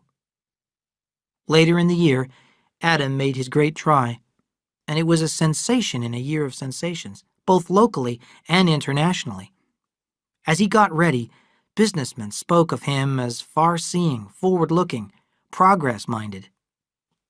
The 6 cars full of lettuce packed in ice were decorated with big signs which said Salinas Valley Lettuce, but no one wanted to invest in the project. The idea looked good. The lettuce would be sold to agents in New York at a fine price. If it was a success, many businessmen would put money in. Even Will Hamilton wondered whether he had not been wrong with his advice. If the series of events had been planned by an all-powerful and unforgiving enemy, it could not have had more effect. As the train came into Sacramento, a snowslide closed the Sierras for 2 days, and the 6 cars stood on a sidetrack while their ice melted. On the 3rd day, the train crossed the mountains, and that was the time for unusually warm weather throughout the Middle West. In Chicago, there was a confusion of orders. No one's fault, just one of those things that happen, and Adam's 6 cars of lettuce stood in the yard for 6 more days. What arrived in New York was 6 carloads of terrible mess, and it cost a lot just to get rid of it. Adam read the telegram from the agents and settled back in his chair with a strange smile. Cal and Aaron heard the reaction in Salinas. Adam was a fool. It took experience to be a businessman. People who inherited their money always got into trouble. The twins felt Adam's failure very deeply. They were 15 years old, and they had known so long that they were sons of a wealthy man that the feeling was hard to lose. And the high school group cruelly began to refer to the boys as Aaron and Cal Lettuce, or simply Lettuce Head. Aaron still had Abra to comfort him, but Cal was alone. For a very short time, he tried to join them, but they did not want him. He was jealous and tried to attract the girl to himself and failed. Cal felt restless and began to walk the streets late at night. On his walks, he often recalled the conversation between Lee and Adam he had heard on the ranch. He knew that his mother was not dead, and he wanted to dig out the truth. One night, Cal ran into Rabbit Holman, who lived near the ranch. He had sold a piece of his land at a fine price, and he was celebrating in Salinas by getting drunk. He drank whiskey from a bottle as they walked along together, and soon he had forgotten not only who Cal was, but also how old he was. And he said, "Harry, I'll tell you what we'll do. We'll go to Kate's place. You remember who Kate is, don't you? She's Adam Trask's wife, the mother of those twins. I'll never forget the time she shot him in the shoulder and ran off." They went through the dusty yard and up on the unpainted porch. The guard at the door did not look closely at Cal as they joined the nervous waiting men. One night, Lee heard a quiet knock at his door, and he let Cal in. Cal spoke softly and rapidly. "I know where my mother is and what she's doing. I saw her." "What do you want to know?" Lee asked softly. "Does my father know?" "Yes." "Why did he say she was dead?" "To save you from pain." "Did she shoot him?" "Yes." "Why?" "Because he didn't want her to go away. He loved her with his whole mind and body. He gave her everything." "Lee, why did she do it?" "I don't know. It seems to me that she is not like other people. She was full of hatred, and her hatred wasn't healthy. It wasn't angry. It was heartless. Tell me, Cal, do you hate your mother?" "Yes," said Cal. "I hate her because I know why she went away. I know because I've got her in me." His head was down, and his voice was heartbroken. Lee jumped up. "You stop that," he said sharply. "Of course, you may have that in you. Everybody has. You've got your father in you too, so don't use the excuse that you inherited it from your mother. Whatever you do, it will be you who does it, not your mother." Cal was growing toward manhood, and his discovery sharpened all his emotions. He saw Adam's sadness and loneliness, and there grew in him a great love for his father and a wish to protect him. Aaron was changing too, but his feelings took a religious direction. He joined the church and spent many hours with the minister, Mr. Rolfe, a young man with no experience of the world. Aaron's religion inevitably took a sexual turn. He spoke to Abra about his decision to become a minister and never to marry. Abra, in her wisdom, agreed with him, feeling and hoping that this phase would pass. She wanted to marry Aaron, but for the moment, she did not speak of it. Aaron naturally tried to work on Cal. First, he prayed for him silently, then tried to persuade him to change his ways. Cal thought he was unbearably full of his own goodness and told him so. It was a relief to both of them when Aaron stopped trying to save his brother's soul. Chapter 13. Sons and Brothers. Cal gave himself the task of learning all he could about Kate so that he could protect his father. He reasoned that what she could do before, she could do again. A known enemy is less dangerous, less able to surprise. Sometimes in the afternoon, he lay hidden in the tall grass across the street, watching Kate's place. He found that she came out every Monday at 1:30. One Monday, she turned in at her gate as usual. Cal waited a moment, then walked past the house. Kate was waiting in the yard. She said to him coldly, "This isn't the first time you've followed me. What do you want?"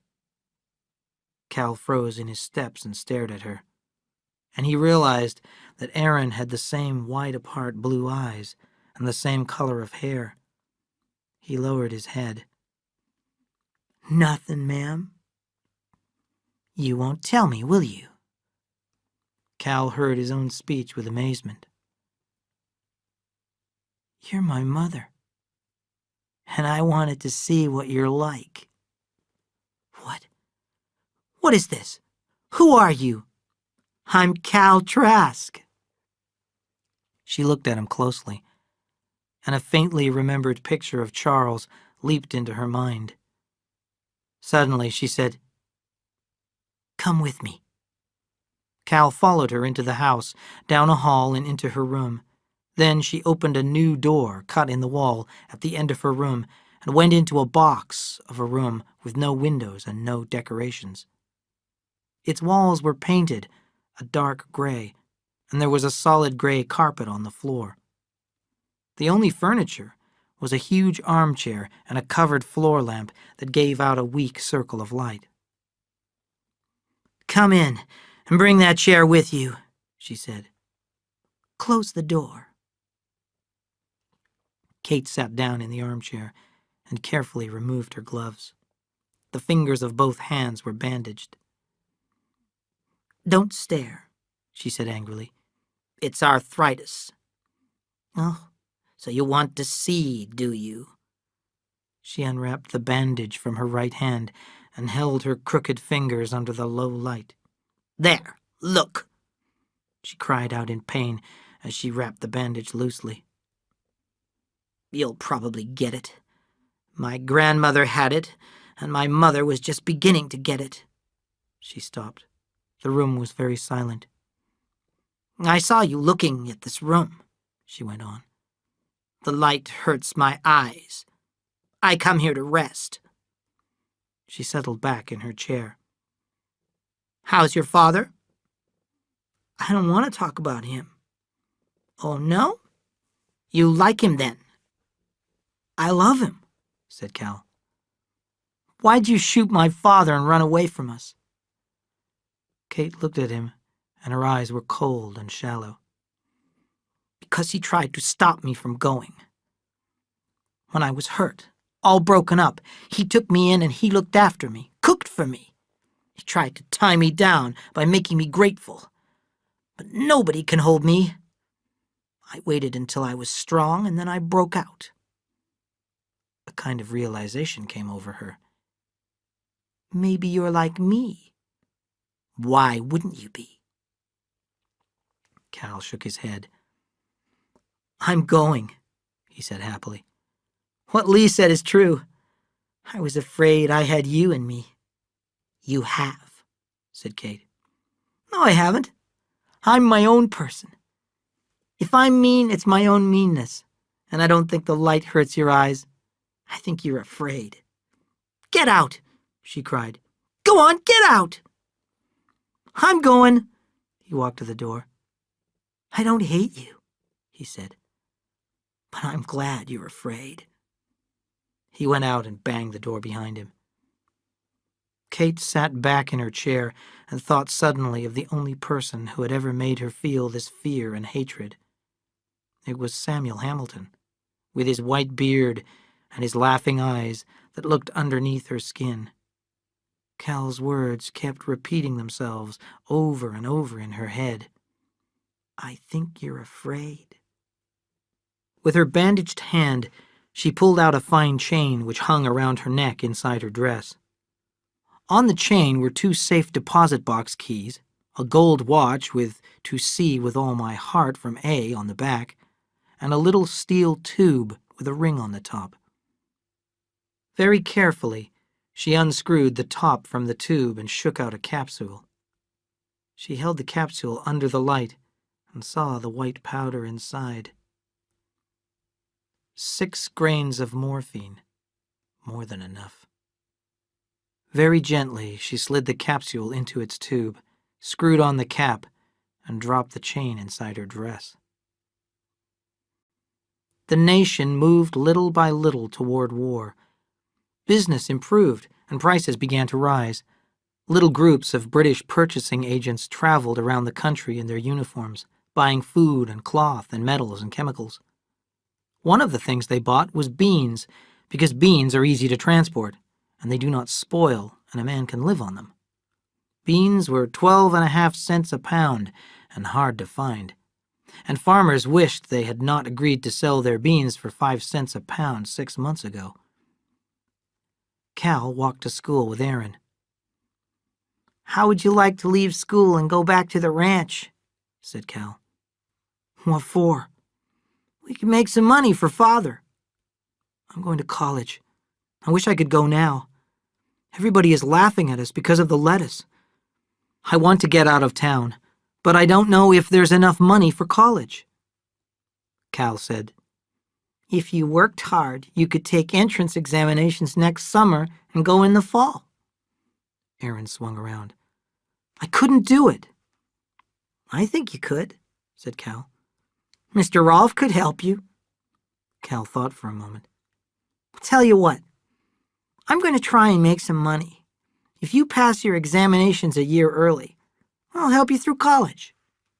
"You will?" "I'll go and see the principal right away."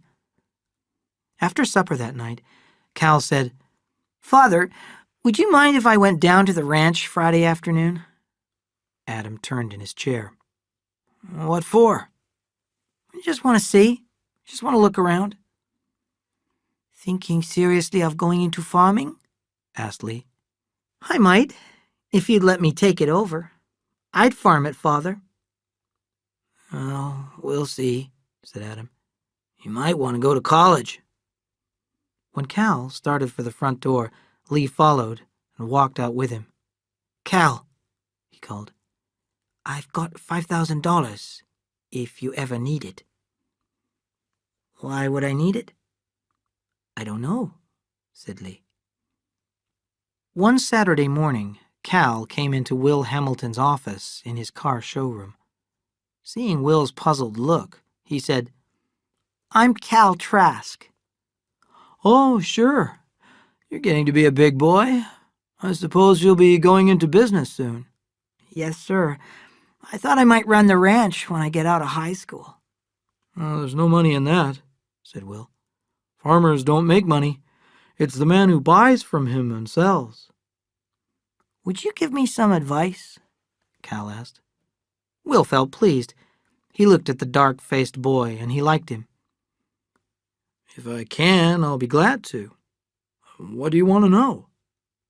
Cal said, "I want to make a lot of money. I want you to tell me how." "Everybody wants that," Will said. "What do you mean by a lot of money?"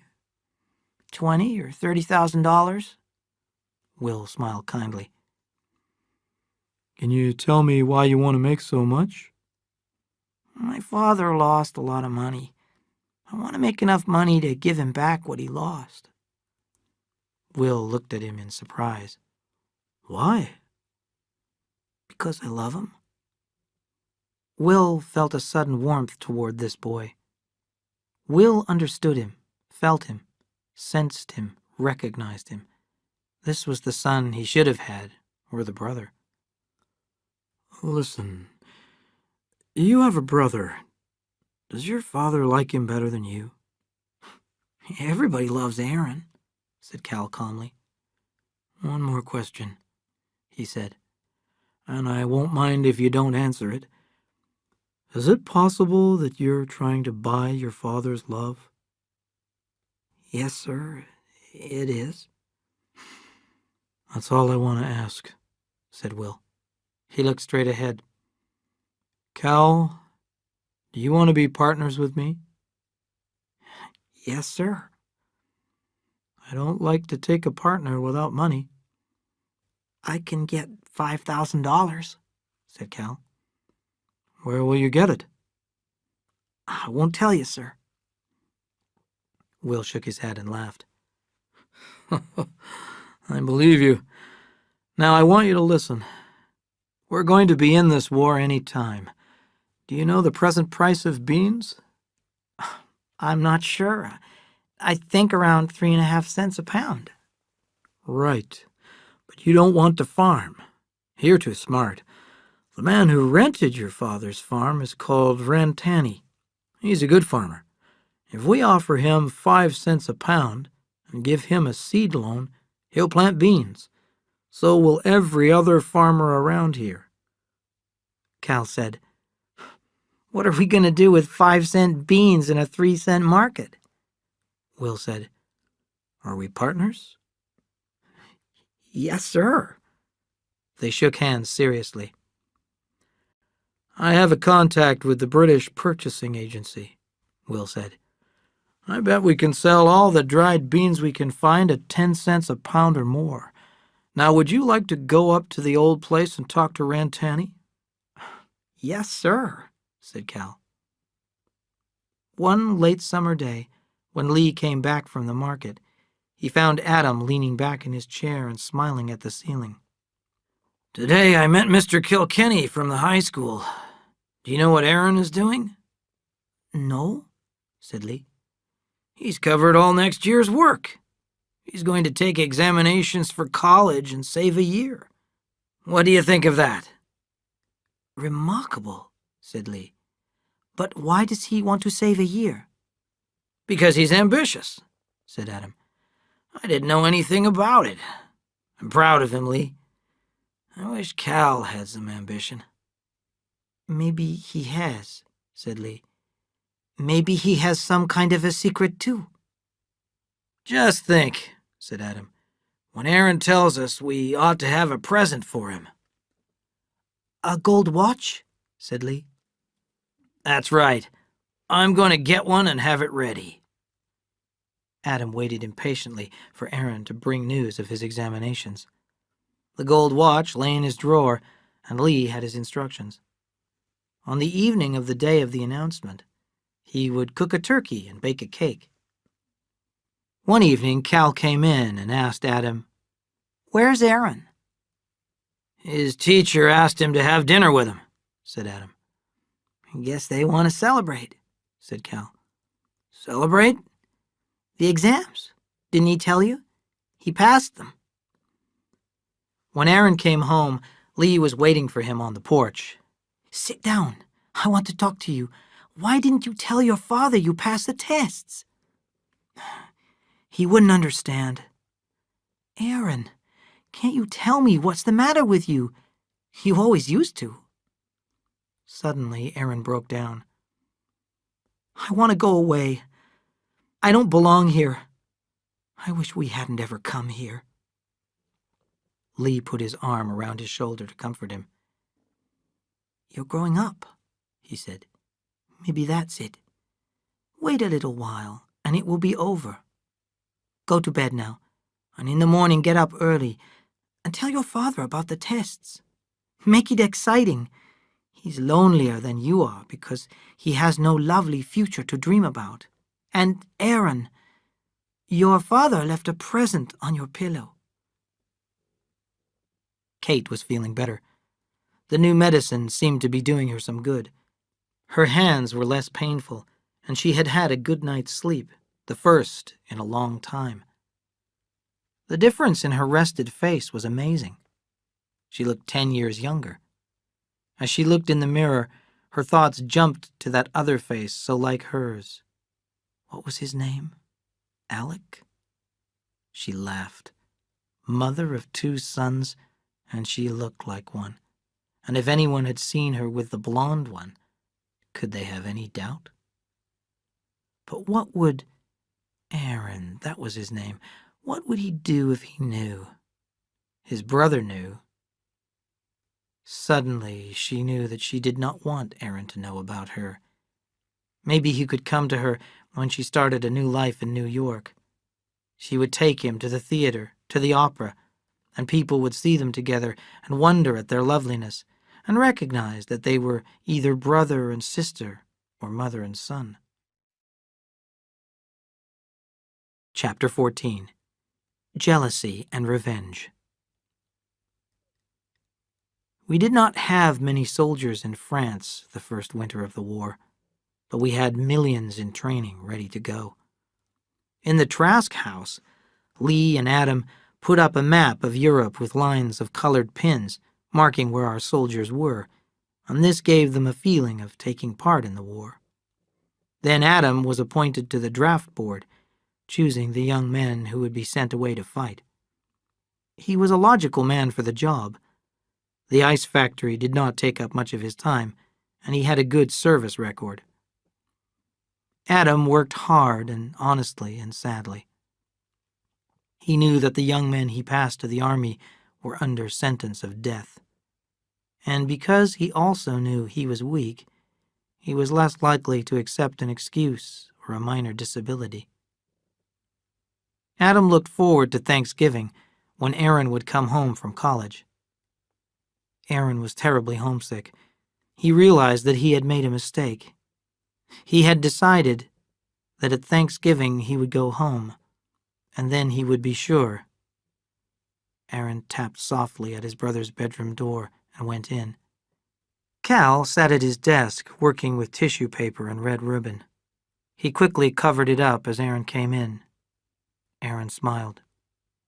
"Presents?"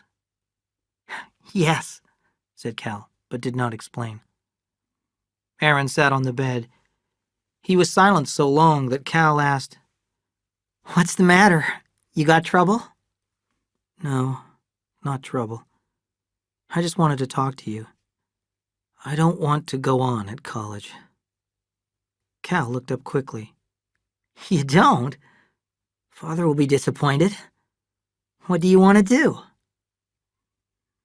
"I thought about taking over the ranch. Aber told me a long time ago that's what she'd like. I want to talk to Father about it tomorrow." Cal suddenly felt angry. Aaron was trying to take the day away from him. It was not Aaron's day. It was Cal's day. He had planned this day for himself, and he wouldn't give it up. Then he looked at his brother, at the light hair and the wide-apart eyes, and suddenly he knew why his father loved Aaron, knew it beyond doubt. He looked like her. Then he was bitterly ashamed. He thought, "It's just jealousy. I'm jealous." He asked himself, "Why am I giving this money to my father? Will Hamilton said it. I'm trying to buy his love. There's not one decent thing about me." Then a new voice came into his mind. "Just give it and forget it. Don't expect anything." When Aaron had gone back to his room, Cal uncovered his present. He counted the 15 new bills once more, then wrapped them up and hid them in a drawer under his shirts. But he could not sleep. He was excited and at the same time shy. He wished the day were over and the gift given. After the turkey dinner and dessert, they sat at the table and drank to each other's health. Adam said, "I guess we never have had such a good Thanksgiving." Cal reached in his jacket pocket, took out the red-ribboned package, and pushed it over in front of his father. "What's this?" Adam asked. "A present." Cal's eyes were full of joy. Adam unfolded the tissue paper and stared down at the money. He picked up the notes very slowly. "What is it?" Cal swallowed. I made it, to give to you, to make up for losing the lettuce." Adam raised his head slowly. "You made it? How?" "Mr. Hamilton, we made it, on beans. We agreed to pay the farmers 5 cents, and then the price jumped. It's for you, $15,000. Cal caught a feeling of disaster in the air, and he felt sick. He heard his father say, "You'll have to give it back." "Give it back? The British Purchasing Agency can't take it back. They're paying 12.5 cents for beans all over the country." "Then give it back to the farmers you robbed." "Robbed?" Cal cried. "We paid them 2 cents a pound more than the market price. We didn't rob them." His father took a long time to answer. "I send boys out," he said. "I sign my name and they go out, and some will die and some will lie helpless without arms or legs. Son, do you think I can make a profit on that?" "I did it for you," Cal said. I wanted you to have the money to make up for your loss. I don't want the money, Cal. I thank you for the thought, but I would have been happy if you could have given me, well, what your brother has. If you want to give me a present, give me a good life.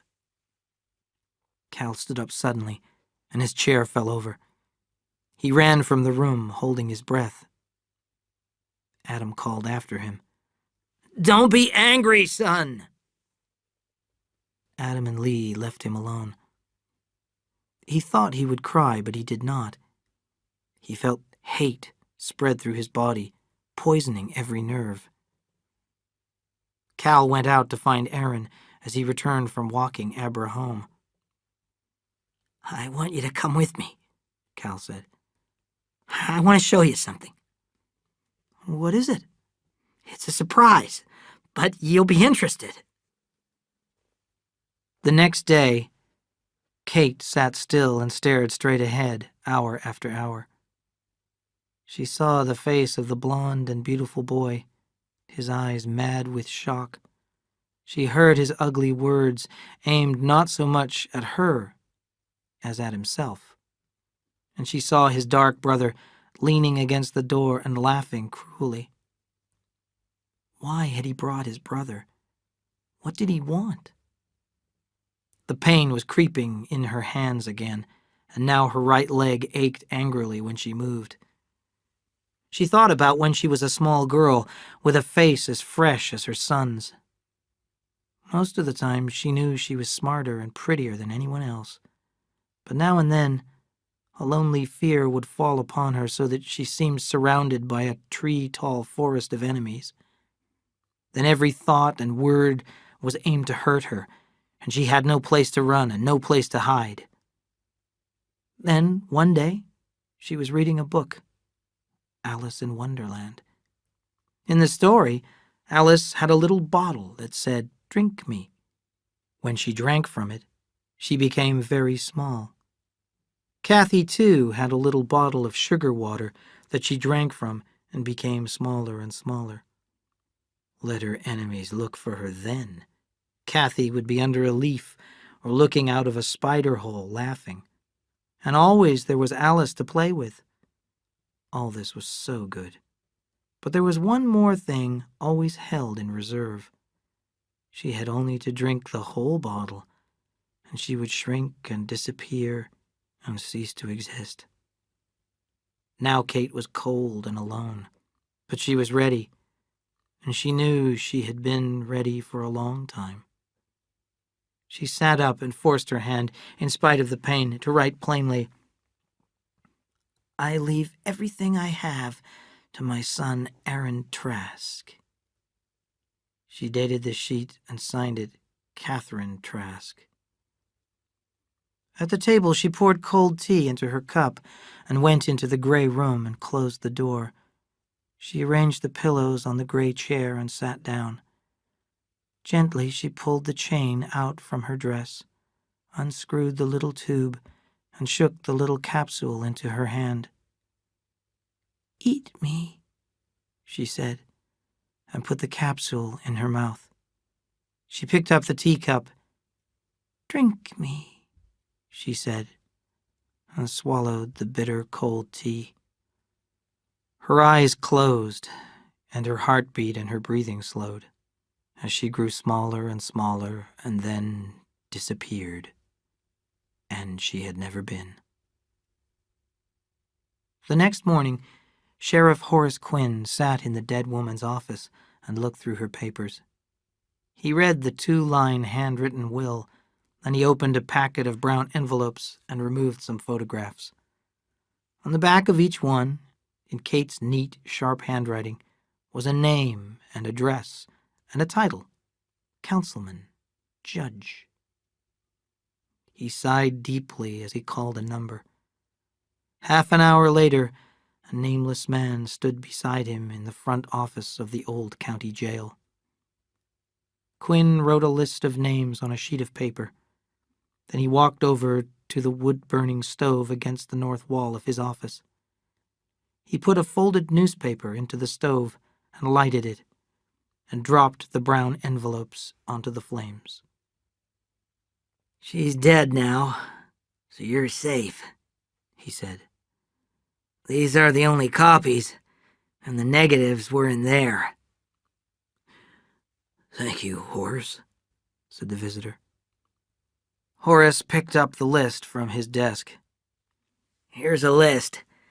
Tell everyone on the list that I've burned the pictures."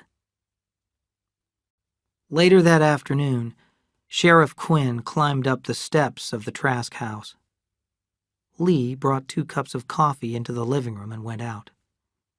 Adam asked, "Is there anything wrong, Horace?" "No, I don't think so, Adam. Was that woman still married to you?" Adam went white. "Yes," he said. "What's the matter?" "She killed herself last night." Adam's face twisted, and he put his face down in his hands and cried. "Oh, my poor darling," he said. Horace sat quietly and waited. After a time, he took the folded will from his pocket and held it out. "There's over $100,000 in her safe deposit boxes." Adam read the 2 lines and went right on staring at the paper and beyond it. "He doesn't know she's his mother." "You never told him?" "No. What should I do?" "I can only tell you what I'd do," Sheriff Quinn said. "I'd tell him everything. I'd even tell him why you didn't tell him before."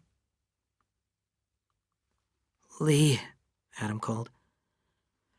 "Tell Aaron I want him. He has come home, hasn't he?" Not yet, said Lee. Maybe he went back to school. I'll ask Cal.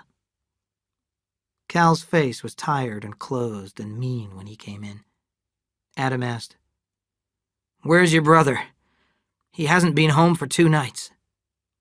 "How do I know?" said Cal. "Am I supposed to look after him?" Adam's body shook as a tiny sharp blue light flashed at the back of his eyes. He said thickly, "Maybe he went back to college." Sheriff Quinn stood up.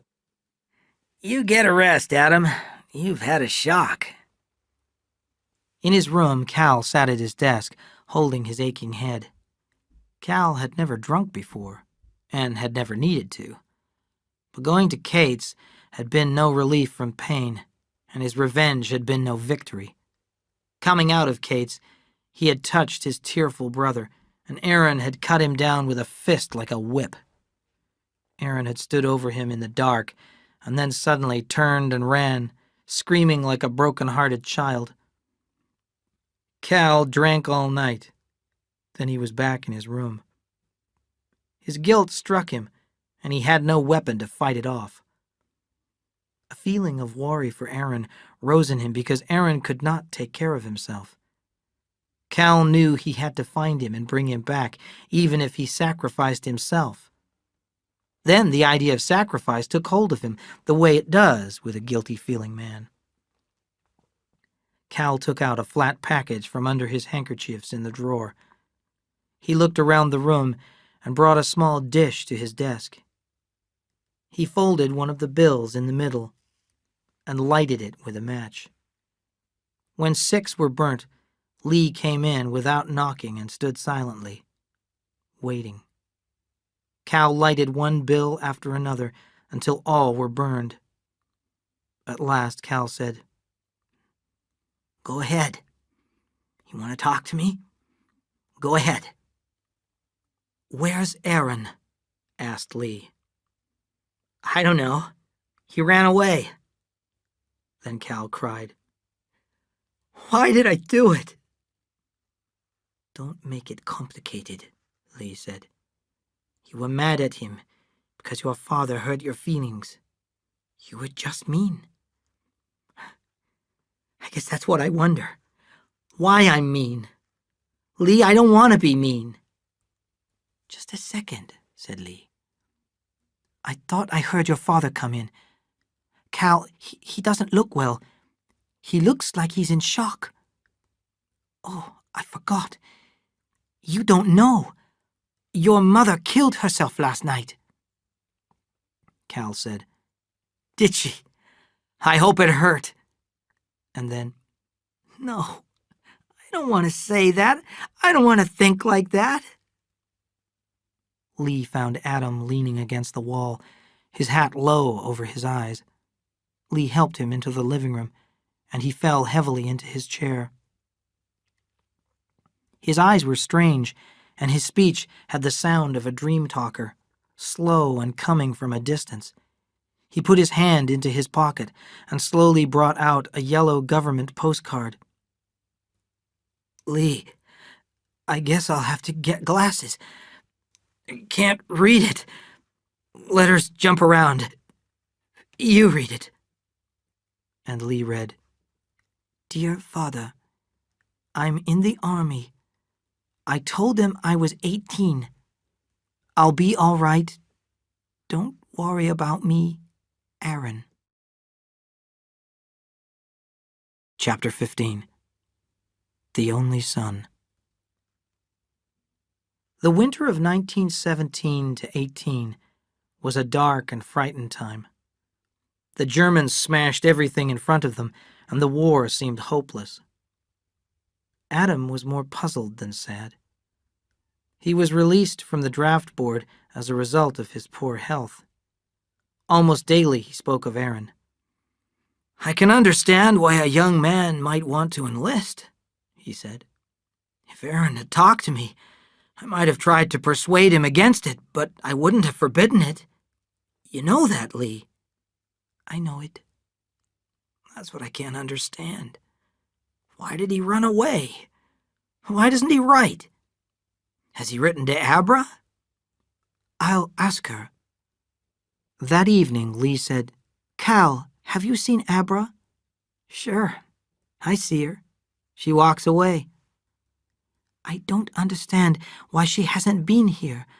Something's wrong there. Will you ask her to come and see me? I'll try, but I told you, she walks away. Cal tried all the next day to find Abra alone, and it was only after school that he saw her ahead of him walking home. Lee wants to see you, he said. He asked me to tell you. She was pleased. Does he? Tell him I'll come. They walked along in silence until Cal couldn't stand it anymore. You know about Aaron? Yes. She held out a book. Look next to the first page. A penny postcard was inside. Dear Abra, it said. I don't feel clean. I'm not good enough for you. Don't be sorry. I'm in the army. Don't go near my father. Goodbye, Aaron. Cal closed the book angrily. Do you know why he went away? I guess I could figure it out. Do you want to tell me? Abra, I've hurt you more than you know, but I'll tell you, said Cal bitterly. Our mother was a whore. She ran a house here in town. Thanksgiving night, I took Aaron down and showed her to him. Abra broke in excitedly. What did he do? He went mad, just crazy. He shouted at her. Outside, he knocked me down and ran away. Our dear mother killed herself. My father, there's something wrong with him. Now you know about me. Now you have some reason to walk away from me. Cal, she said, I've known about your mother for a long, long time, and there's something else I want to tell you. I don't love Aaron anymore. Why not? I've tried to figure it out. When we were children, we lived in a story that we made up. Then when I grew up, the story wasn't enough. But Aaron didn't grow up. He wanted to believe that his mother was dead and that I was perfect. But I'm not. Tell Lee I'll come. I feel free now. I think I love you, Cal. I'm not good. Because you're not good. Adam often slept until late in the morning. Lee helped him get up. I had a dream, very real, Adam said. I dreamed about my father. A great old gentleman, from all I hear, said Lee. I read all the newspaper articles your brother's lawyer sent. Adam looked calmly at Lee. Did you know he was a thief? You must have dreamed that too, said Lee. He was a thief, said Adam. I didn't think so once, but I do now. He stole from the army. Lee changed the subject. Do you know who Cal saw yesterday? Abra. Adam said. Abra? And then, Oh, sure, Abra. She's a nice girl. Lee wondered what Adam meant, saying his father was a thief. Maybe it was true. Adam, the most honest man it was possible to find, living all his life on stolen money. Lee laughed to himself. Now this second Will, an Aaron who tried to be so pure, living all his life on the profits of a whorehouse. Was this some kind of joke, or did one thing balance another? On May 28th, 1918, American soldiers carried out their first important assignment of the First World War. The 1st Division, General Bullard commanding, was ordered to capture the village of Cantigny on the high ground overlooking the Avre River Valley. The attack was a complete success, and the French government congratulated them. Spring was late that year in the Salinas Valley. Cal and Abra went on a picnic in the Gabilan Mountains to gather wild flowers at the end of May. When Cal returned, all of the lights were on in the Trask house. Adam's door was open, and the sound of voices came from his room. What's going on? Asked Cal. Lee looked at him and swung his head toward the table where the open telegram lay. Your brother is dead, he said. Your father has had a stroke. Dr. Murphy came out carrying his bag. How is he? Cal demanded. I'll tell you all we know. You're the head of the family now, Cal.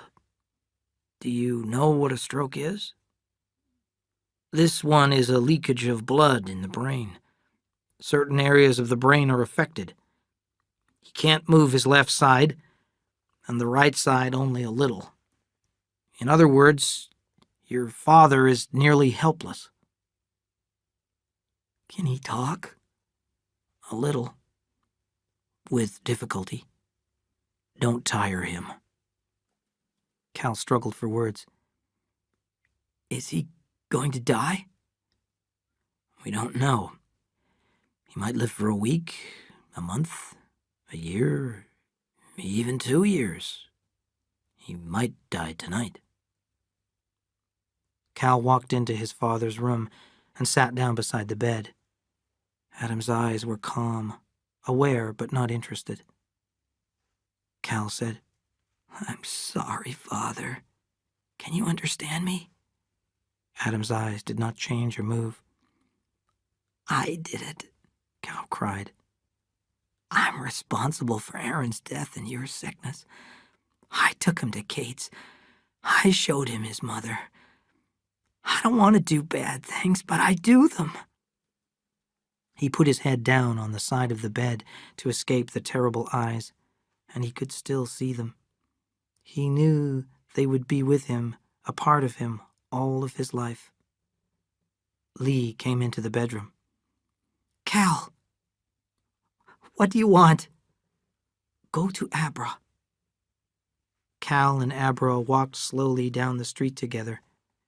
Cal said, Abra, I've killed my brother, and my father has had a stroke because of me.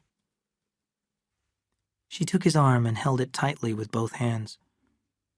Cal said, Didn't you hear me? I heard you. Abra, my mother was a whore. I've got her blood, don't you understand? What shall I do?"